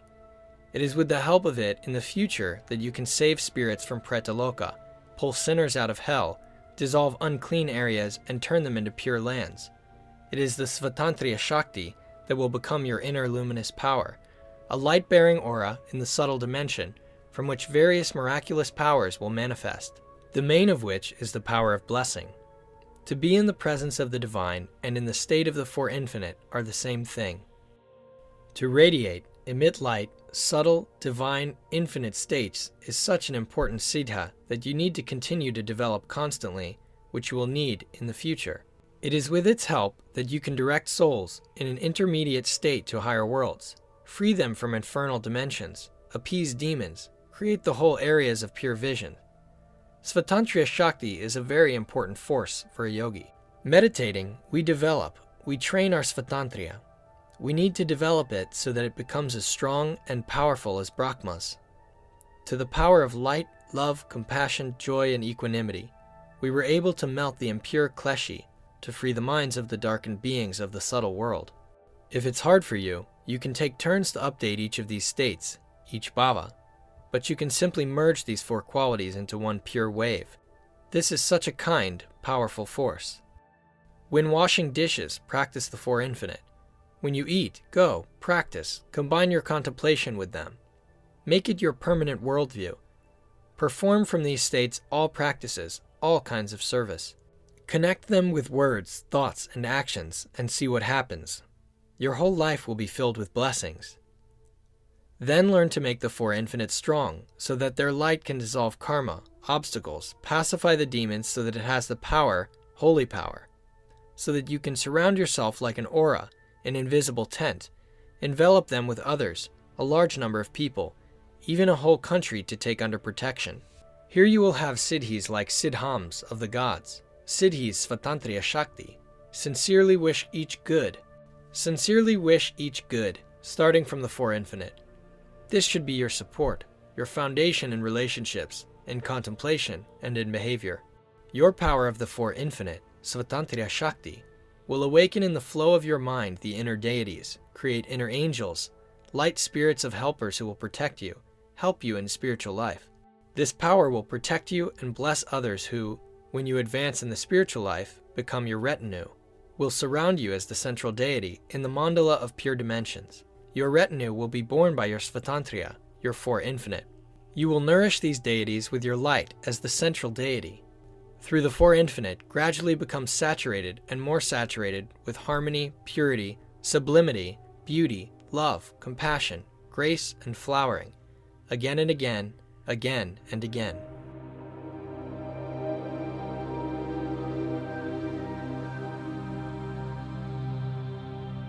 Spreading the Four Infinite on space and time. How can you strengthen your meditation of the Four Infinite? To strengthen the meditation of the Four Infinite, there is a method when you spread it in 3 times and in all 14 worlds of the Vedic universe.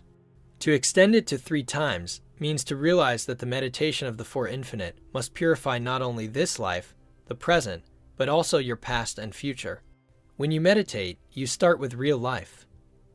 You are trying to bring the bhava of the Four Infinite into your present life, so that it permeated, pierced, flooded all your connections, relationships, all evaluations, perceptions of this life, so that nothing remains.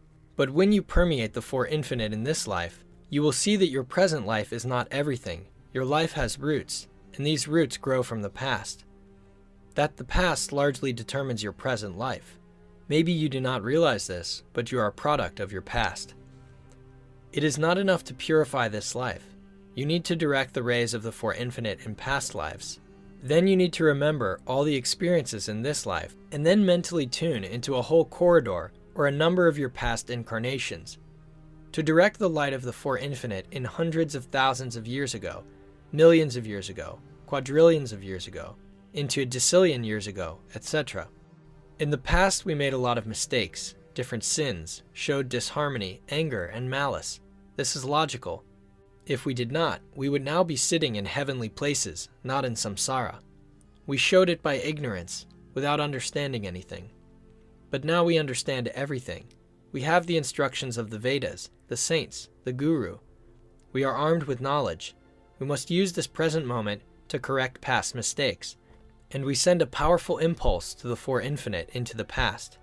It does not matter what exactly we did and what our past lives were like.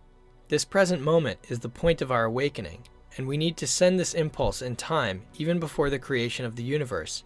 Cleanse all your past, so that not a single unclean embodiment remains. When you feel that your Four Infinite has penetrated a bit into the past, then you need to send them to the future. So if in the future some vasanas appear, hidden samskaras, you should not allow them to manifest themselves without the Four Infinite. You have to be determined that your future will become a continuous light of God, a light of the divine, a continuous Four Infinite.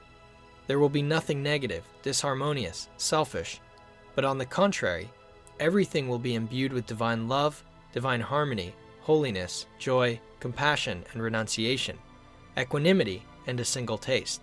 Everything will consist only of pure vision, of divine grandeur and divine play, and you do not paint any other future for yourself.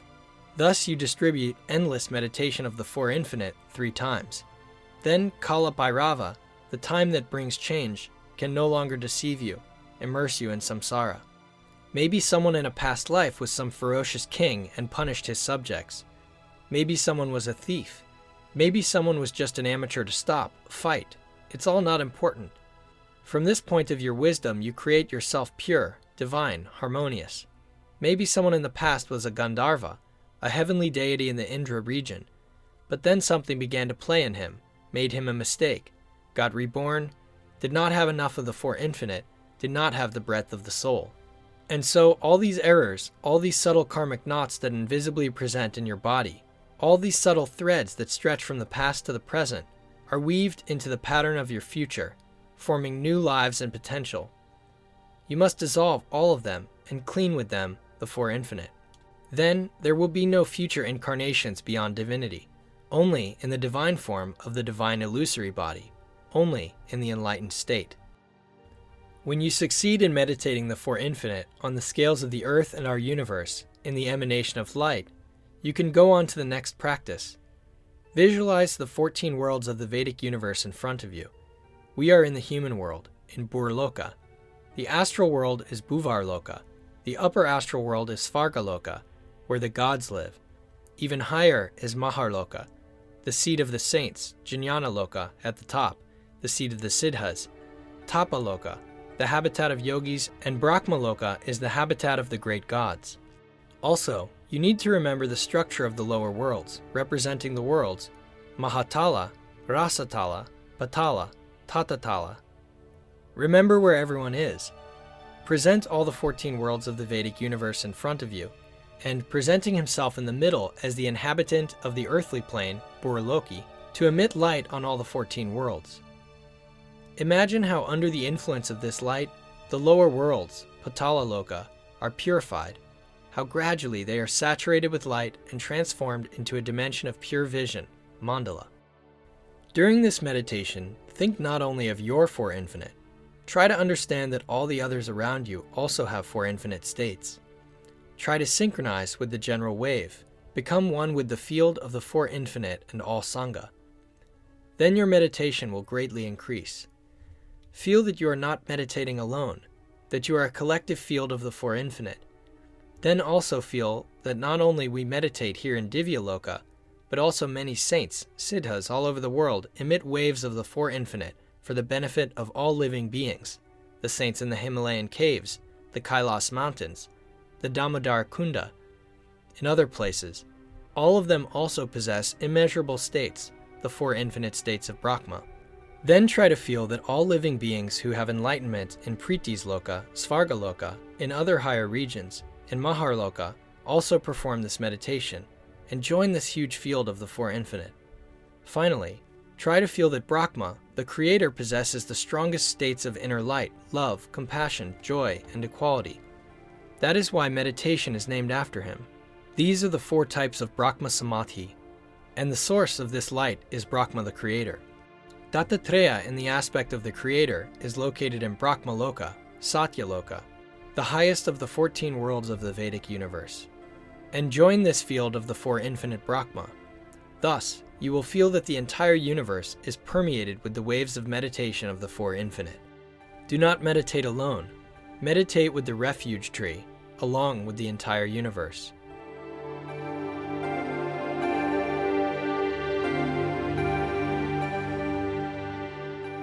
Shortly about the Four Infinite.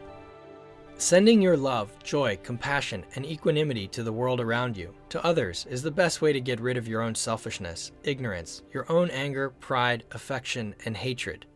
Time to look inside. Search for infinite love, endless joy, infinite compassion, and infinite equality, unity, and then emit them outside. Envelop in them all the planet Earth, all of humanity. All this is called the meditation of the Four Infinite. You can tell everyone you meet about this meditation. It is not secret. It has no limitations. The more people practice it, the better it is for humanity. You can even collect large groups of people, 100 people, 1,000 people, 100,000 people, and talk about this meditation and its benefits. If it is practiced by 7 billion people, it will be very good. All of humanity will change simply thanks to these 10 minutes. Love, compassion, equality, joy, when they are listed as components of the meditation of the Four Infinite, are not concepts and they are not your emotions. It is a description of the qualities of your inner light, your inner energy, Atma Shakti. Within us is the source of the light of infinite compassion, infinite love and wisdom. Meditating for infinite means that we are trying to awaken this source. To enter this light, to awaken it, we must abandon the Anava Marga's ideas, because the ego walking along the path of Anava Marga blocks this light. To look more broadly at life, to abandon the narrow perception of the I am the body. This body is just a cell in the universe.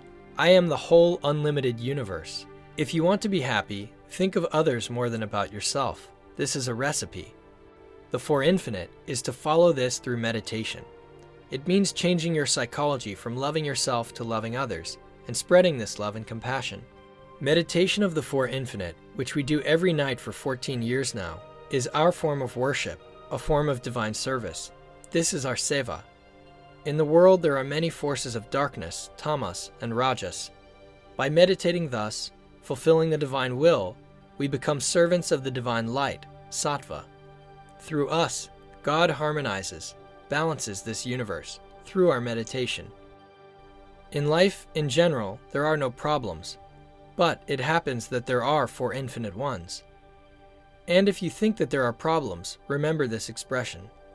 When you meditate on the Four Infinite, at this time you are like celestial consciousness, so always meditate on the Four Infinite, hold this bhava. When the other bhavas attempt to force it out, they will make you forget the Four Infinite. Do not yield. Nurture and nurture again and again until you become established. Do not try to create infinite love, infinite joy, infinite compassion. Try to discover all this in yourself as already existing. Find this center and how to magnetically stick to it. Let it pull itself. Then love and joy, compassion and dispassion will begin to flow out of him, through you, through your mind and body.